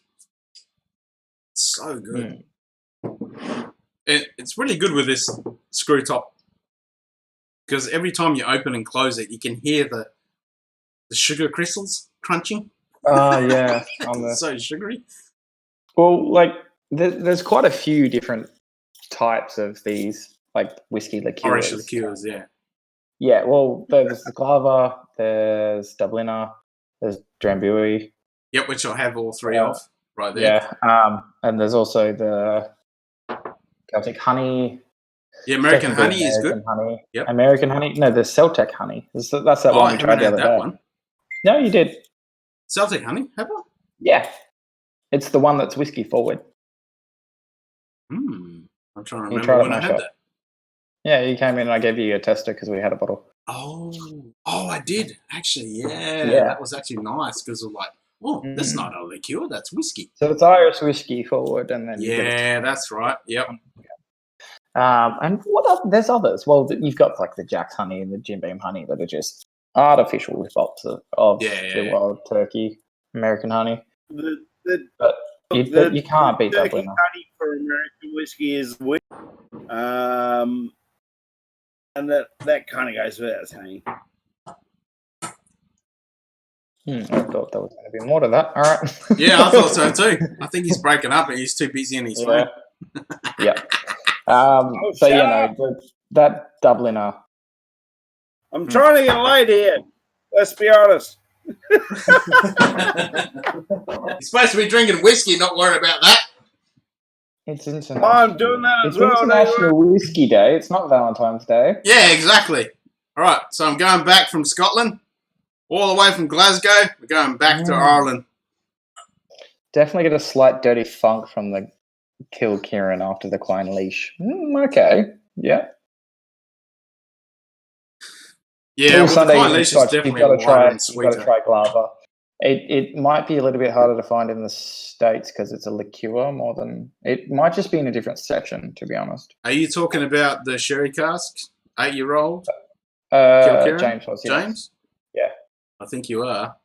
He definitely is. Yeah, I think he is.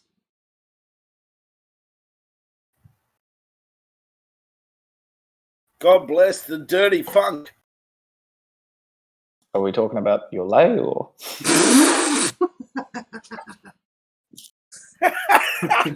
Right, so the next one I'm trying is the Islay Barla. I thought you were going on to that like 40 minutes ago.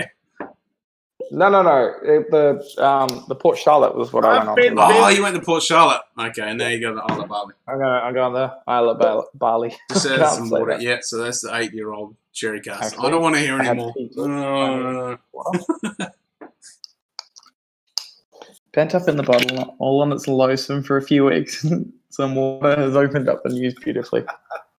I would love for you to continue to talk about this because it's torturing Ken. Yeah, keep talking about it. Keep talking about it. I found out something about this particular dram the other day. This is the darkest. Oh, God. If you guys have never had Dublin and you like stuff like violet crumbles here in Australia or whatever you have an equivalent in the US, this I was going to say really. I was going to say crunchy, but that's Cadbury. That's Australian. Yeah, so crunchy violet crumble here in Australia. Whatever you have an equivalent in the US. Honeycomb chocolate, chocolate coated honeycomb. That's pretty much. This is that chocolate bar in a glass. It is really good stuff. Topped on top. And this was up to about here until I showed it to my missus, and now it's down. That's here. your second. No. That's your second bottle. Because you bought that one from me. She keeps drinking it on me. Oh dear! Solid flush.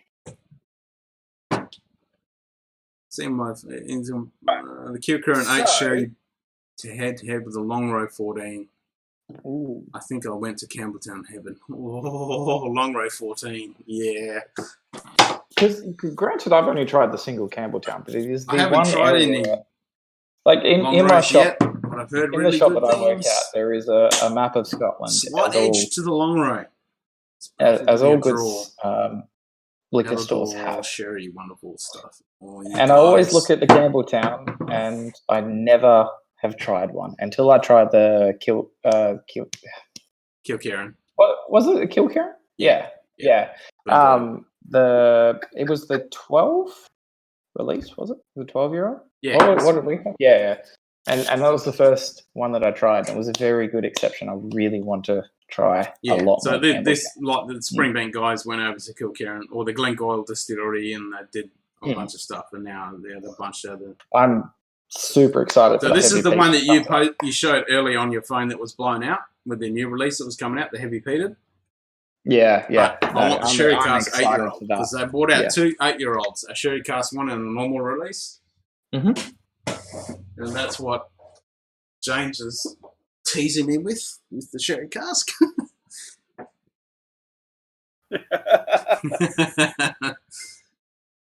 So I've just seen the comment from Steve as saying, as a first-time watcher, who is who again? Please. Okay. So, g'day guys, welcome to Scotch Down Under. I'm Ken. I'm Scott. Yep. And I'm the cue ball. 3 hours later. Yeah, there is a 30-second delay. That's honest. That's weird. So yes, I'm Ken, and that's Scotty, and that's cue ball. Oh yeah, because you know the actual layout.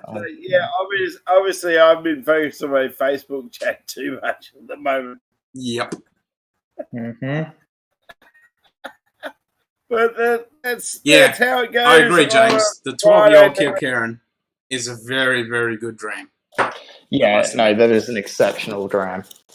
I love, like, I've only had the one expression from them guys, but everything I've heard, like Roy talks about them and everyone else who talks about them, the stuff that they're bringing out is absolutely stunning. So it's going to be good to see what they're going to bring out in the future. So what's next for you, Ken? I'm thinking Lagavulin 16. Oh, well, you wouldn't have been a live stream without it. No. I thought I was going to cover it, but apparently I've killed my bottle already. Yep, so I've got to have a little bit of Lagavulin 16 and we'll go on to something else. So, yep, this is my whiskey to die. It was the last thing on the earth I could ever have. It would be this one. See, I have one of those too. But you can't get it anymore, which is your Highland Park 15-year-old.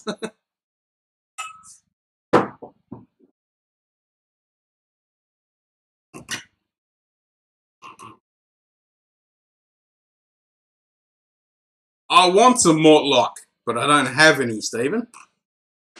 You can get it. Yeah, you can get it. 3 times the price on eBay. Yeah.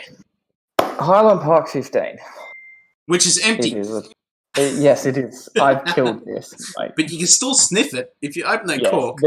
There is the tiniest little bit. Tiniest. You can get a tiny drop in your tongue. You can just see a little bit. Yeah, and tiny drop in your tongue. In there for...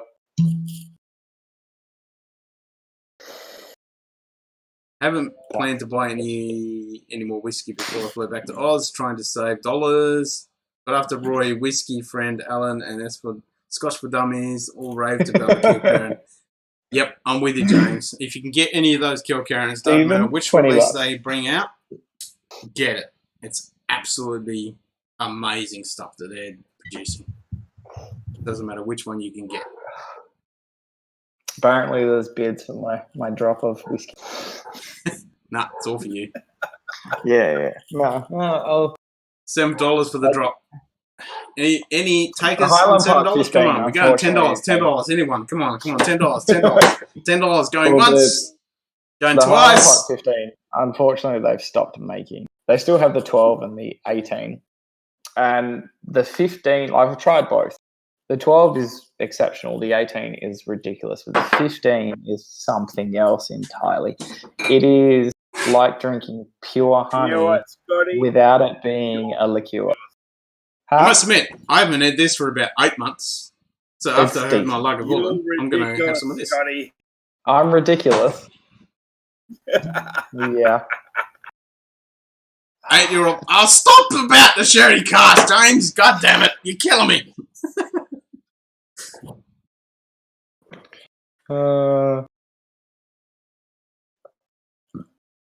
Yeah, well, that's the thing. Like, they stopped making it last year.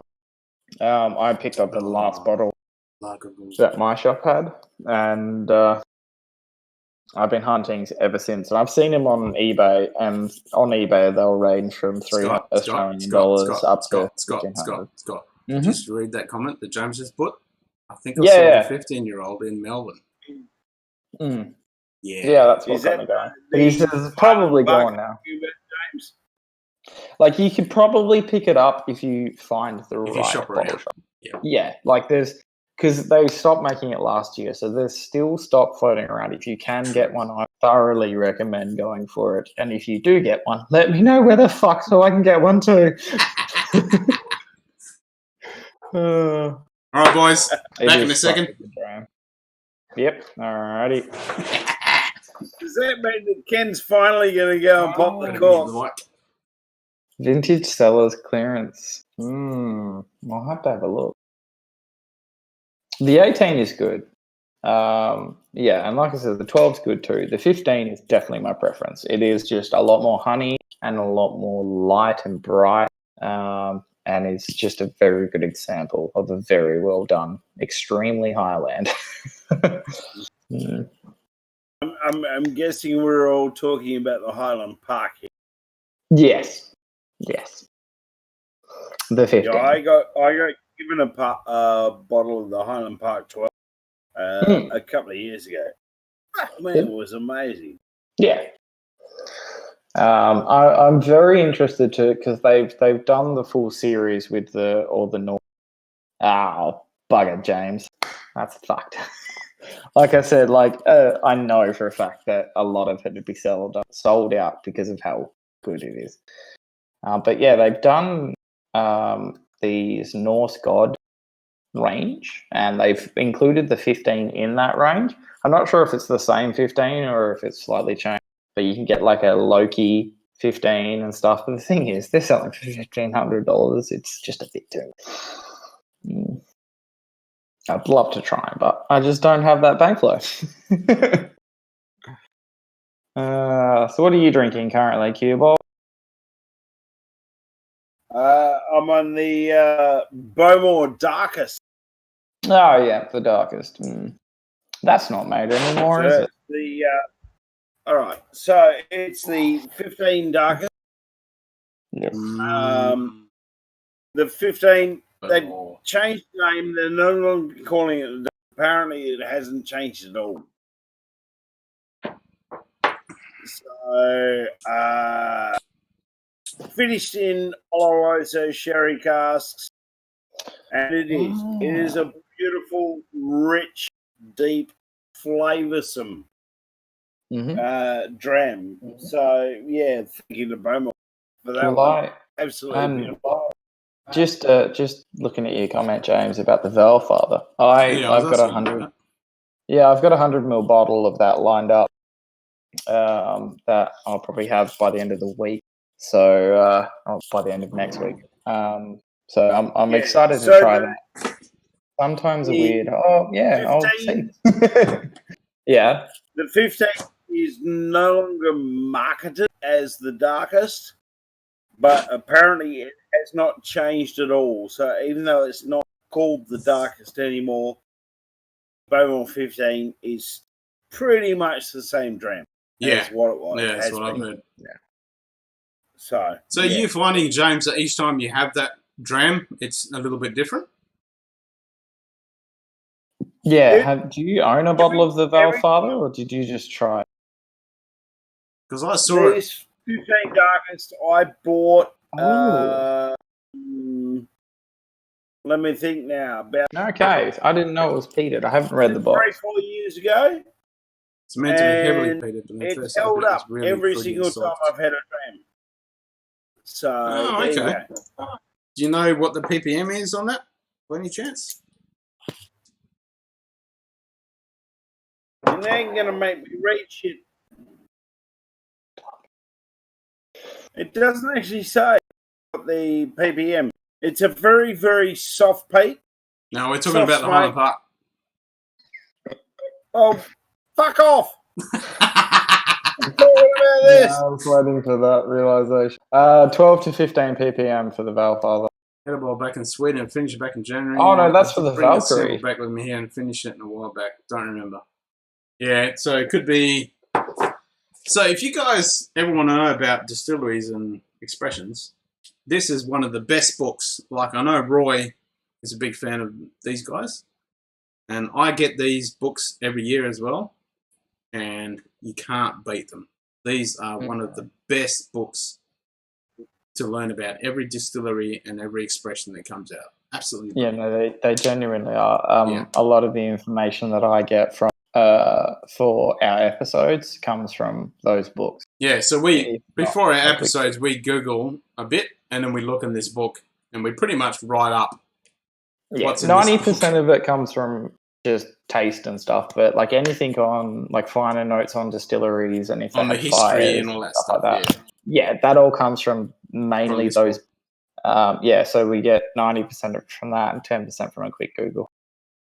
That also that was a Google, but yeah, these that was books are absolutely great. The first result that I found on that had all the information. I was like, yep, sweet, done. I know, James. I've got this is the 2020. I've got the 2019. I've only read like 2 fucking articles from both of these books.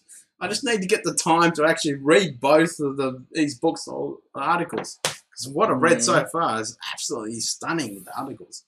But I've never got around the chance to actually get the time to actually read them. Oh, my favourite website. And I don't even believe my. And Q-Ball's gone AWOL. Yep, he's gone. Yep, got the same one, 2020. Yep. Yeah, I got the both. I got the 2019, the 2020. And when the next one comes out, I'll definitely be ordering. Did he, leave the call? No, he's back again. Here he goes. Oh, okay. The one they Glen Morange is different barley strains was great. Yeah, I actually watched an interview about the Glen Morange where they're different strains. But I need to read that article as well. They've got some great articles in it. They're really good. The ones that I have read. All right, so the Valfather, they don't actually. There is no PPM release. I can't find it. Which is typical. That's the problem with Highland Park. I love Highland Park. Oh, they bring out so many releases. Well, a lot of it's shit. Well, not shit, but a lot of it is not needed. Yeah, they bring out too much. I think they should bring it down a little bit and kind of just push through what they do have instead of just bringing out so many different releases and flooding the market. Well, yeah, what they should do is reevaluate their core range and bring back the 15. Yeah, bring back the 15. If they've got so much stock to bring out so many releases, they could hold the stock on a little bit and bring out the 15-year-old. I'm not salty, you are. Jesus. Yeah, too many releases. I agree. But, yeah. Anyway. But what they do bring out is good stuff. Like, I'm having my last dram of Lager Volume 16, and I'm going straight to the 12-year-old Highland Park. And this is the old labelling. I'm drinking liquid gold, according to my webcam. I'm drinking This is the old labelling. Look at that. Straight, pure, non-embossed, super engraved bottle. It's the same labelling. No, the new one is all engraved and shit. Is it? No, not this the one. 12-year-old, the new 12-year-old. Oh, yeah, it's embossed. Looks like someone's gone crazy with a chisel. Yeah, they when the Valkyrie came out, that was the point. They started changing their entire packaging. Yeah. Like, I don't like their packaging now. I much prefer your 12 and my 15. But it is what it is, and they had a meeting to decide that, and someone made the executive call. They were wrong. Exactly. Somebody went, we're doing this. Yeah. A couple of drops of water just to lighten it up. There we go. Is that the sherry cask that's made you sweat, James? Because you're still teasing me. Yeah, it is the sherry cask. That's not fair. That's not fair. You're still killing me with it. It's been like going for 2 hours. I did not stop talking about that. I know. Liquid gold. Yeah. He's been teasing me for 2 hours. Of course, just finished it. Not fair. I don't care what it is. I'm just jealous you've got a Highland Park sitting there. You haven't got any Highland Park, Hubble?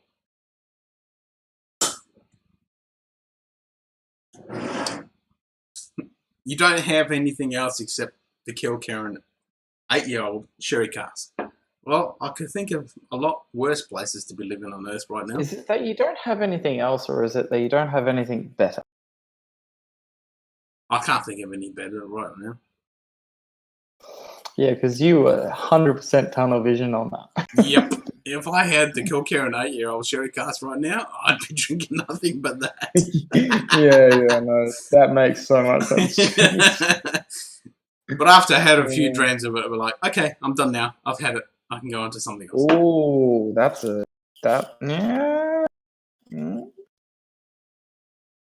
Editor. Oh, come on. You got to get some of that. Yeah.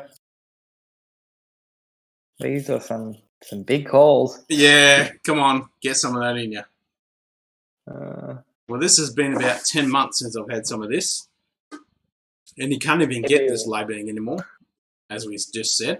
You got the stupid engraved. I still have the labelling. I still have that labelling. In your shop? Actually, no, I don't. No, you've got the new labelling. I don't have 12 currently. No. I've got the 18 in the old labelling.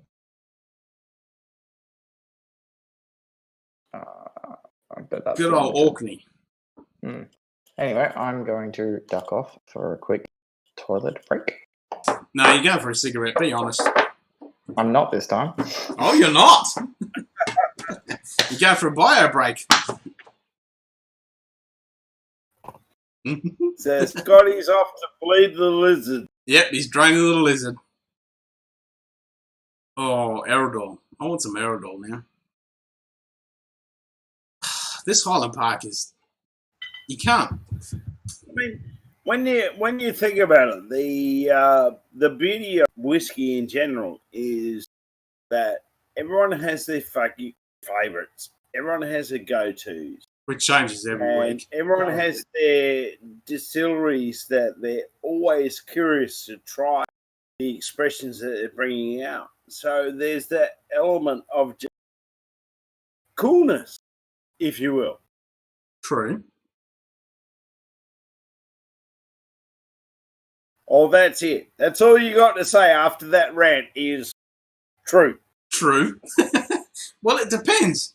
I mean, depends on what your mood is and what you've eaten and the time of the day and whatever you feel like. But yeah, every single whiskey impacts everybody in a different way.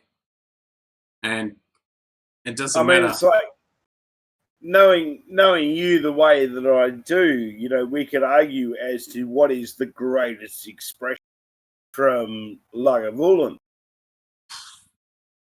You know, and you're going to have to stab me a few times before I give up that answer.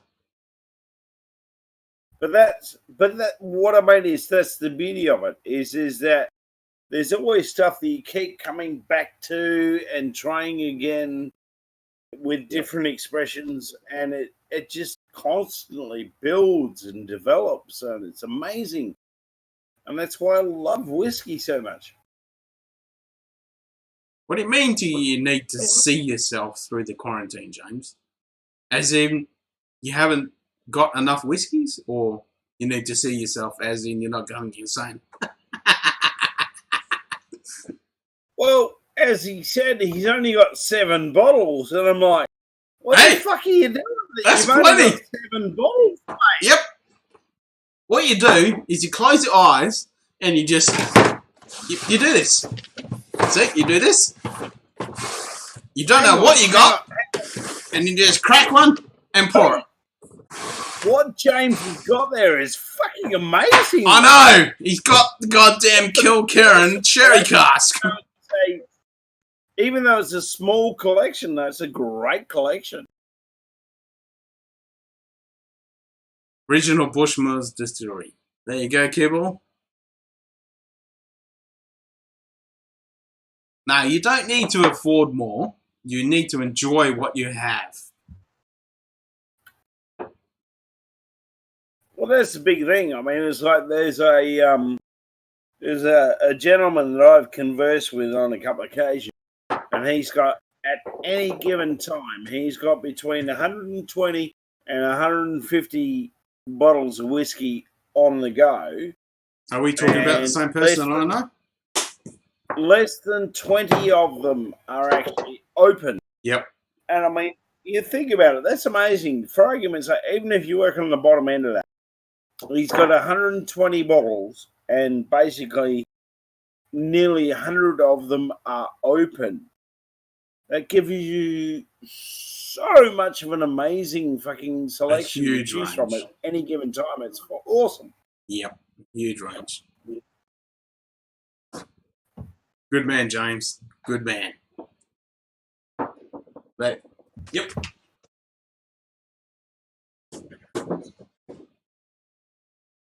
All right, so I'm going to have the decision of what I'm going to go with next. So, have a look on the back of this shelf here. What am I going to go with next? Any one of these whiskies.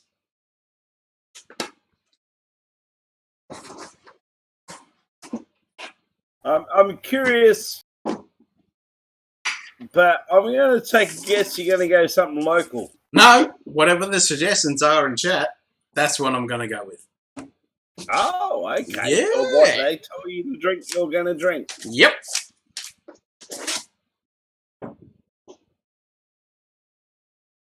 Glenallachie 12. Oh, I love the Glenallachie 12. That's my second bottle of that. Lagavulin 11-year-olds. Okay, keep going. So Scotty suggested a Lagavulin. He wants 11-year-olds. Ardbeg. Ardbeg? Which Ardbeg? Are we going to Ugadal? I'll leave it open to a degree. I'm just going to say Ardbeg. Ardbeg. So which Ardbeg? We've got the 10 and we've got the Oogie. As you can tell, despite him commenting in the chat and Scotty not being in his seat, he's outside having a smoke at the moment. Glen Alec is great stuff. Glendro 12.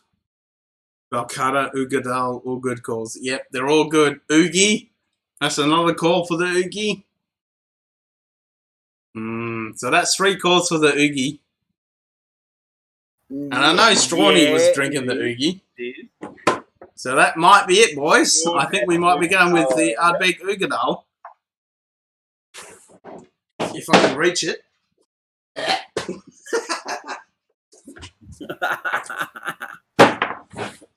was going to say it's so we're going with the Ardbeg Ugadal.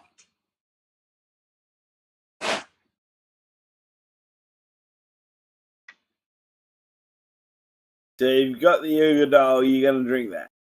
I think so. There was 3 calls for the Ugadal. Why not? Why not? Exactly. And I was also thinking earlier today, I might crack in the Glenn Farkless 25-year-old. Do it, James says. Do it. All right, it's done. Do it. Yep. Well, that's it. If James says do it, then you must. Yep, James says do it. We're doing it. It's done. Here comes Scotty back from his smoke. And I've only had the neck pour out of this originally. Does that mean you've been holding out on us? You boys haven't asked. Oh, I knew he had the Oogie. Yeah, you boys have known it's been there for a while. I did a blind tasting with the Oogie. Yes, you did. Yeah, but Failed miserably. Oogie, Oogie, Oogie, Oogie. I dibs the Oogie when we. So this is down beyond the neck pour. So the neck pour is around here. We're down to here. So I've had a few drams out of this. Oh. I wish I had the Corey Vecken to compare with this. Right, but so the Oogie is something else. You've got someone to talk to apart from the actual live chat. I'm going to go and train a lizard. Get that lizard done.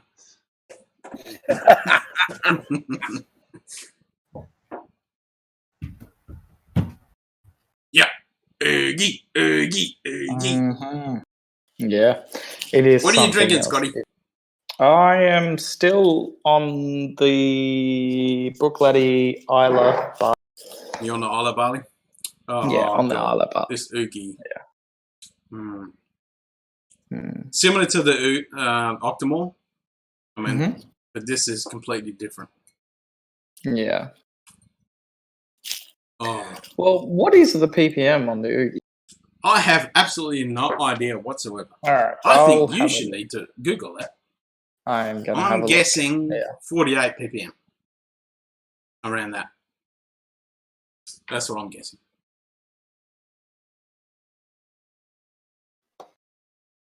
Oh, blessed Google, correct. Because a lot of the guys down in Isla don't really go that high, unless you're talking Octomores from Brooklady. They're pretty high. Ardbeg, Lagavulin, Foig, etc. don't really go that high with their ppms. And for sources for this information is Whiskey Advocate. Yeah, good luck trying to find the ppm on a Ardbeg. They keep this it pretty close. This is the nice one. Yeah, I agree. This is an article on peat bomb. So 2 dozen malts with the heaviest peat in Scotch. They don't have a picture of The 50 ppm. Well, there you go, James. I was saying 48. 50, well, I was on the right the ballpark. Oogie, I'm thinking is around higher. that as well. The I don't Oogie is think it's much higher because higher. their standard peat is 50 to 55, but the Oogie is higher than their standard. Oh, okay. Well, this is NAS as well, so this could be Yeah. slightly higher. I mean, it's 54%, 54.2%. And it's NAS, so it could be whatever age that it is. So it might have a slightly higher ppm. But that's an interesting thing, like we talked about in the Ulster Bay review. These guys talk about the ppm before it actually goes into distillation. Yeah, so that is post malt pre distillation. Yeah, exactly. So after they've done the malting process, they're talking about the ppm as it comes out. Whereas Ulster Bay is saying, okay, this is the ppm content as we put it into the barrel. No.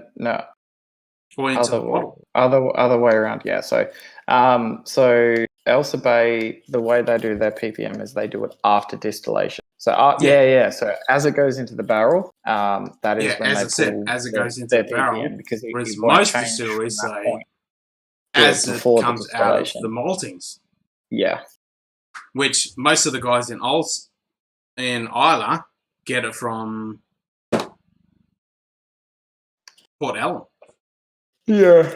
Yep. So they get it from Port Ellen. They say we want the ppm content to be such and such on our barley with all the other settings that they want. Bang, they get it. They put it into the distillation. Boom. So Ugadal is over 100 ppm. I don't know the exact number, but I know it's at least over 100. That and the Supernova. Wow, I'm not getting 100. See, that's before the distillation. Yeah. And being an so if you compared that to another Ardbeg, it'd be a lot more peatier than the regular Ardbegs, or just any that you can get your hand on. Ardbeg. It's been a long night, alright? Come on, we're only on for like how many hours? I punched a radiator earlier in the day. My hand hurts. It's all good. Drink more whiskey. Drink more whiskey. The strongest ppm, you're probably... Actually, I'm not entirely well, the thing is, that's where my brain went first. But I know there's a few outliners that have been pushing the level for a lot longer with displaying their ppm that are more heavily peated than the Octomores. But then again, stronger than Octomore? Peat-wise, yeah. Not distillable, because Octomore is barrel strength. Most of them are. Well, they all are. They all are bottle strength. Yeah, straight from, or barrel strength. Barrel strength, yeah. Other than Ulster Bay, they're the only ones that say the ppm content before it goes into the barrel or bottle. Yeah, well, it's 167 with your standard. Like what's Ulster Bay? Ulster Bay's ppm is 22. They're only 20, which is about but with the way that they do it, it's about 50 compared to other ones. So if you compare that to an Ardbeg, it is about on par. That's but right. The strongest ppm could be a few whiskies because a lot of them keep what ppm they are quite guarded to their chest. That's right. Octomore, with knowing their actual ppm, would be the closest we could come to that. I'm not sure about the 10 series, but I know the 8.4 was ridiculous. This 8.1 I know is about 167. Yeah, well, the 107 for the 8.1, the 8.3 was more, and the 8.4 was even more. And I tried them in quick succession. I tried the 8.1. The next whiskey I tried was the 8.3, and then the 8.4. Actually, no, I don't think the 8.4 was more peated. Because the 8.3 actually burnt my throat from peat, not from alcohol, from peat. The 8.3 is fucking... Which one was that? The 8.3. 8.3? Yeah. The one that Strawny had was earlier? Yeah, no. As far as I know, that was the heavily peated one of that, the heaviest peated one of that range. I haven't tried it or even looked at the 10 series, because I know the 10.1's out. But yeah, it's hard to say. Yeah. I mean, it's kind of disconcerting. Yeah, he definitely can't read, Stephen. That's 100%. I saw Like, it's that an kid, ongoing just joke couldn't was read I it. call out shit that they don't even fucking read on bottles. Yeah, he couldn't read it. But it is 167. It says on Optimal 8.1. Yeah. But yeah, so that is kind of just a question that can't be answered, unfortunately. No. It's a shame that they can- only put the ppm before it goes into distillation, which is a real shame. If a lot more companies took, like, I feel like a lot more companies will start to adopt the Elsa Bay way and the Brook Laddie way because it's more scientific than it is traditional. And yeah, Yep. I Customer's really going to like get an accurate reading when they look at the bottle and say, okay, I'm getting 100 ppm or whatever it is exactly. in the bottle that I'm about to But the drink. thing is, if they didn't start doing that, you could have still done it the previous way. If everyone's doing it one way, it works. Yep. So, did they fuck up the series, or did they? Well, Either way, 99% of distillers are still doing it the normal way. The traditional way. Yeah, which is the malting way. Yeah. And especially when most of them are the peaty whiskies are coming from Ireland. They're getting it from Port Ellen. Yeah. And they're So saying to you Port will Ellen, see this is there what is we two want. outcomes to this. Is all the traditional fellas will switch over to using the more scientific way, or the more scientific way will just fade into the darkness and disappear. So we're kind of at a balancing point. Who knows? Where there's a lot more people doing the scientific way just to try it out and see if it works. And yeah, we're getting some cool products from it, so we can't say here or there as to what is going to be the end result. That is true. Okay, guys, what am I having now? I've had the Ardbeg Ugadal. I reckon a Lefroy PX would be a good choice. You reckon? I haven't seen you touch that in a while. I haven't even opened that bottle. Because that was Strawny's PX we were drinking. That's right. Earlier, yes. Yeah. But that is a very good dram. There was a few requests for the Glen Alecky 12-year-old. Oh, yep. No, that is a fair point. If there's already a request for it, definitely the Glen Alecky 12 is pretty damn good. Have you had that? Yes. What did you think of it? It was good. My God, quite liked it. I really like it. I mean, that was a really good bottle. I smashed that really quickly and had to get another. Yeah. And the 15-year-old has only just come out, and I really want to get that as well. Is cue ball completely frozen for you as well? I don't know. Is he? He is for me. It looks like it, yeah. It looks like he's frozen. Yeah. Yeah, no, he's definitely frozen. It does look like he's frozen. Either that or he's killed his internet. So we've only got 4 people viewing. Are you still here, Stephen? James? Sunday evening Scotch? James, you boys still here? Come on. James is. You boys still here? Commented. What am I going to drink? I You're got here, Stephen. James. Okay, Good so, man. Oh, Q-Ball's gone. Q-Ball's gone. He's broken the stream. Yeah. He's totally frozen. Yep, he's gone. Oh, wow. Our spacing's fucked. Yeah, all the spacing's all bleh. But that's all good. You can still see me. I can just do this. There we go. Oh, yeah. Well, you're Eastern States, James. So, yeah, 2:30. That's a bit of a... Nearly 12 here. But you only live once. Come on. Oh, yeah. Like, to be honest... Slowly crashing. He's off the Christmas card list. Yep, he's out.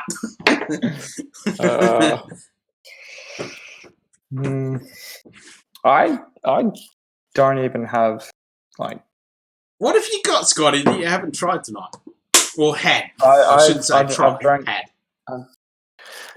What I have currently in my room is some vermouth, a bottle of red wine, and Campari, because What about the whiskies? love- What are the whiskies that you haven't had tonight? Yeah, I've had everything, but I'm had happy everything? to. I'm feeling a little bit of Lefroy. Is back to Lefroy. Back to is a Lefroy good- Select? Okay. Well, Yeah, just go to Select. I'm thinking I this didn't one. pay for the bottle, so. Oh, you fuck! Are you gonna open that without me? It's already been opened a long time ago. Have I tried that? Because No, I've you been haven't. wanting that out for a very Actually, you long might have time. had it during a whiskey meeting Oh, a while maybe. ago.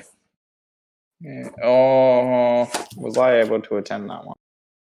It was a while ago, if I remember correctly. But I think you have tasted it. Yeah. So this is Glenmorangies Balcata. Hmm. A very nice release for them. Yeah.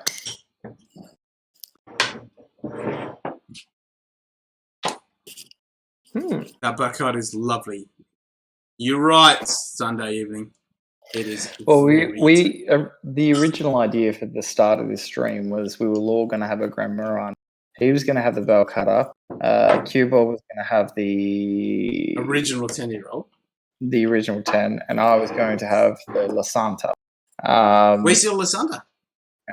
Because we've done a video on the Quinta Rubin, so I was going to grab the La Santa, and it was going to be like the start of the stream. We've all got a Glamorangi, yep, and we'd put them up and be like, oh, I've got this one. You haven't had this one, James. Oh, it is good. I don't remember having that one, but apparently I did. Yeah, this is very tasty. This is raisins and fruits all day long. I still can't get past that Quinta Rubin. How good that is. That 12-year-old Prince Reuben Reuben is my best port cast finish of any whiskey I've ever had so far. I wouldn't go that far. Like the Belveni 21. The Belveni 21 Portwood is really good. Not as good. I really enjoyed it. Not as good. Yep. And we had that as a Whiskey Club end of year bottle, and I really enjoyed it. But I have to go back to the Quinta Rubin 12-year-old. I was useless and didn't make it to any meetings. What was the other podcast I had? There's a few podcasts. Like I've got because I remember during the episode we worked out how many podcasts I'd actually had. Over here, this way. Yeah. Oh yeah, no, I tried. Yeah, no. Oh shit. Yeah, you haven't tried that one yet. The Lime Burners podcast is really nice. I'm excited. Yeah, I'm with you on Sunday evening. Come on, James. You got to try it, mate. I'll try it for you. Yeah. How about that? Well, the thing is, availability for that. Well, this was a limited release, and they bought it out. I was going to say, it's super hard to get. Yeah, and then afterwards, they bought it out for like a special express after they bought out the limited edition, and then it went off the shelf. Cheers, Sunday evening, Scotch. It was great to have you. Thanks for you going, mate? Yeah, he's got to make some lunch for his kiddos, and he's going to have a Scotch for us later. Make some lunch for the kiddos. Yeah. We'll have some whiskey around the world later. Cheers, Sunday evening, Scotch. Yeah. I hear you, mate. Stay safe out there. Gotta look after the kiddos. Crazy world currently. Stay safe. Stay safe, and all the best, mate. Cheers. Q-Ball just said he's having some issues, so he's calling it a night. Night, Q-Ball. He's bailed on us. Yeah. How dare he? Are you recording this to put this up as an episode? This will be on YouTube, yes. Yeah, alright, sweet.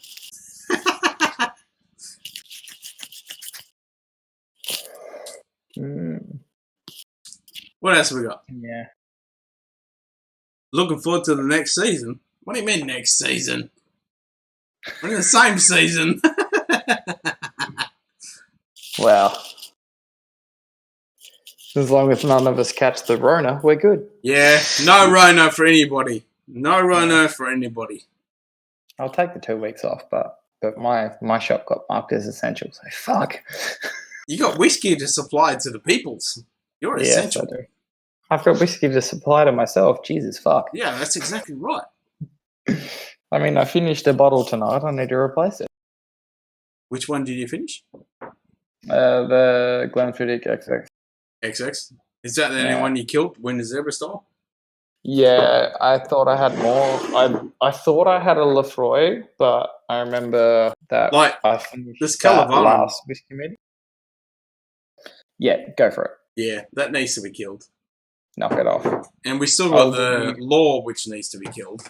Yeah, save that one for next time. Oh, save that for tomorrow. I've still got a 3/4 bottle full of that Oh, yeah, true. in my own collection, so... See, that I wouldn't consider Oriented Zebra yet. No, It's close, but it's I not there. wouldn't either. But Yeah. I know the Habiki Harmony. That is Habiki. definitely Wooded Zebra. Look at that. Yeah. Yeah, that's pretty much that's screaming out for death. Hey, even if it's cheap, it's still whiskey. At the end of the day, it's International Whiskey Day. It's still whiskey. Mm. What if it's a cheap label 5 blended classic black? Is that Johnny Walker? Which one is that? I don't know, actually. No. Come on, Stephen. Tell us which one of that is. Stephen, where are you from? What section of the world are you from? Yeah, where you're from in the world, and what section 5 label black is that? Oh, God damn, this Bellcat is so good. We'll have to do a review on this one. Oh, yeah. Oh, you're from WA as well. Sweet. Hey, really? Whereabouts? Yeah. Regional or city? Yeah, you're in Perth region, or you're up north or down south? Yeah. We're all us three are from the same town. Yeah, we're in the Midwest. Oh, here? So I'm guessing Geraldton? Here. Lol. Whereabouts? In the Midwest? Gerald, he's from Geraldton. Alright, sweet. Are you from Geraldton? No, really? Sick, man. Who Do you know any of us? Do you know us? I'm guessing Stephen King's I Am Perth. You are Perth. You're in Perth. Mm. Okay, so we're in the Midwest up in Geraldton. And you're in Perth. Just fucking with you. What do you mean you're fucking with us? Where the fuck did you get that from? Yeah, who is that? You're messing with us. God damn it. Where did you get the just fucking with me, Ken? Yeah, I don't know. You just said... Are you seeing the same chat I'm seeing? Because he just said, I'm fucking with you. The last thing I've got is I am Perth. I am Perth. Well, he said, lol, I am Perth, just fucking with you. Oh, I haven't got that. Just fucking with you. Alright, well. You haven't added me to the YouTube channel. When I said Jero, I was fucking with you. So he's not in Jero. So he knew we were in Jero, so he's in Perth. Yeah. Okay, which suburb in Perth are you in?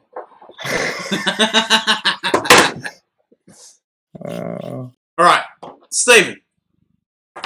Which dram am I having next? Yeah. Come on, have a look. Which one am I having? Alright, you should bring up OBS and zoom in on you for this. I can't be bothered clicking on shit. Menorah? Because they can only see half of what I can see. Menorah. What the fuck's that? Yeah. Because they can't see the entire other side. No, I'm talking about Menorah is in a suburb.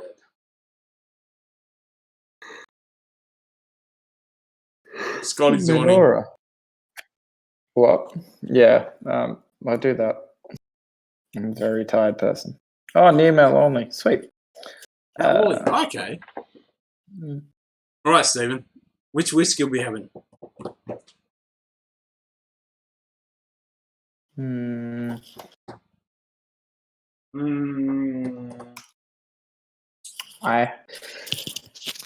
should totally say Glenfarclas 25. Glenfarclas 25? Okay. Sick. Which means it's open and I can drink it. It's been open for a long time, Scotty.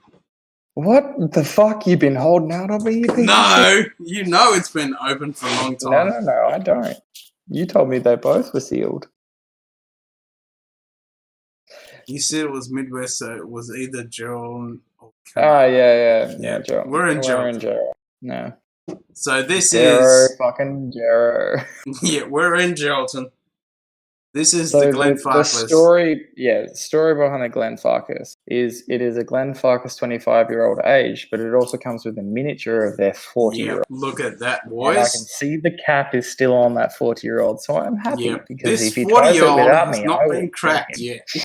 This one has. Yeah. So I I'm need not at going to least crack a that sniff yet. of that 40-year-old. I'm over 40. You're not gonna, like literally, unless we all pull our money. Oh, I feel like that's what we should do. What's that? Whiskey Club, save up for 3 years, and then we can buy something over the age of 40. I want something that's over 45 because I'm 45 this year. Yeah, well, they don't really make. Do they? No. Yeah, there There's is not really many 45. There's mainly 50s. No, there is a few over 45 that have been distilled in 1975. So I want something that is over my age. Yeah, well, you're looking at about $10,000 to $15,000. No. Like 2-3 grand. I've got a 40-year-old in my shop that's 4.5. I want something that's over 45. But this is a 25-year-old Glenfarclas. Look at the label 5. That you said label 5. You said didn't you? Mr. So was editor. I'm trying to Wait, look at the wait. label 5 Scotch, but you keep talking and I have to answer. 5 Scotch? What do you mean, 5 Scotch? Hang on. Yeah, I see what he's saying. Well, we're going with the Glenfarclas 25-year-old.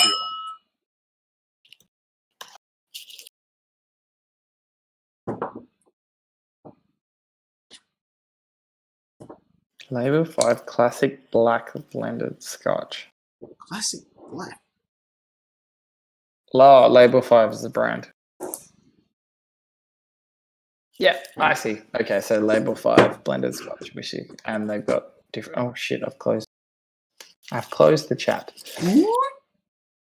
Ooh.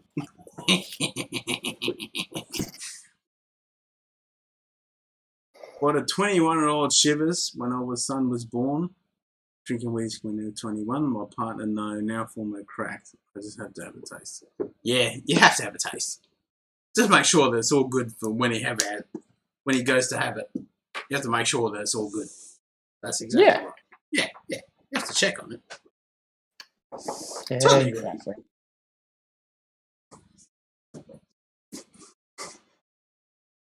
All right.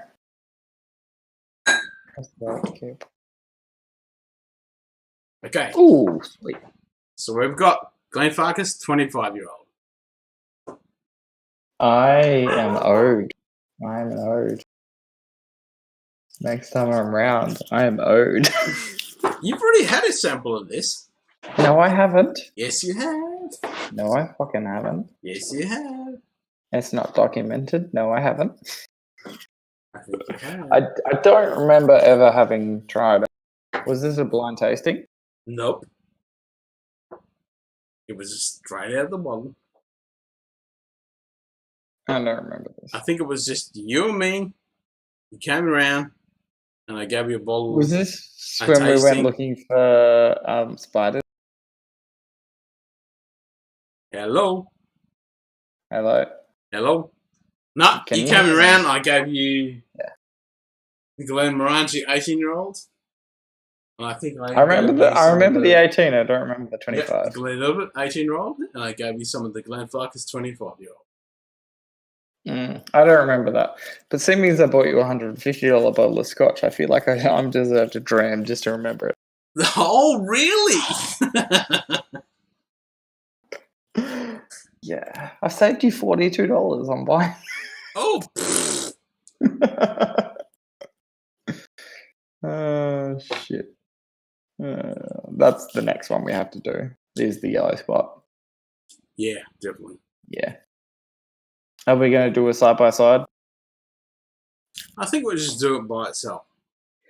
Yeah, because I feel like the Bordeaux cask kind of takes it away from it being Irish whiskey. Just the tad. Hey, Stephen, we're drinking 25-year-old Glenfarclas. And Scotty, what are you drinking?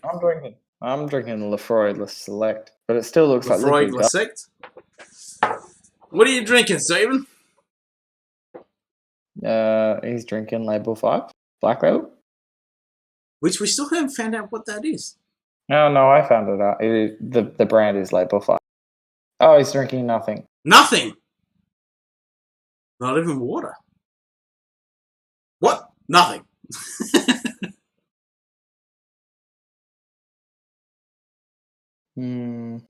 What? It's only... It's 11. It's almost 12. 11 o'clock on a Friday. It's almost 11 o'clock. It's Come on, 11:54. Stephen. You should be drinking something. Yeah. It's 11:54. Yeah, on a Friday night. You said almost 11. It's 11:54. Is it? Oh, Hey, it's like 23:54, not 22:54. Oh, sorry. I If stand you're not a big corrected. drinker, that is Okay. That's that. Like, Yep. Nope. all props to you. Literally Like, not a each huge to their drinker. own. That's all good. Mm. Actually, you did say earlier, Dubliner. No, sorry, Glava. Glava. Yeah. Yes, but that doesn't necessarily mean he drinks it every fucking day.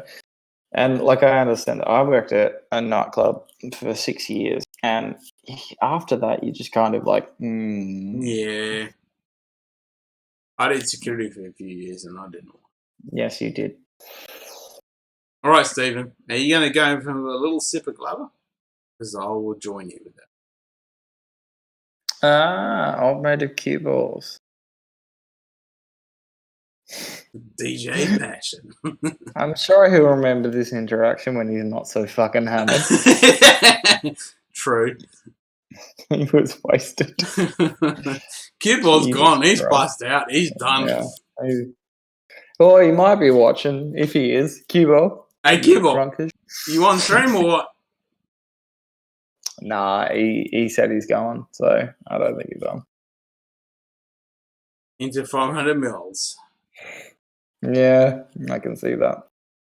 Clava does go down pretty fucking easy. All right, well, I reckon that might be... I think that might be it, yeah. Yeah, I think it's time to wrap it up. Yep. All right, boys. Thanks for joining us on this International Whiskey Day. If you're in the American States... Yeah, can look at the chat. And it hasn't even come into International Whiskey Day as of yet. Look at chat. I hope you have a really good night. Yes. Do we have Lock-Aura? Do we have Lock-Aura? Look at chat. Have you Lock Heron Air? Lock-Aura. I don't have that. No, I don't. I don't know what that is. Yeah, no, James. Stephen, what is that?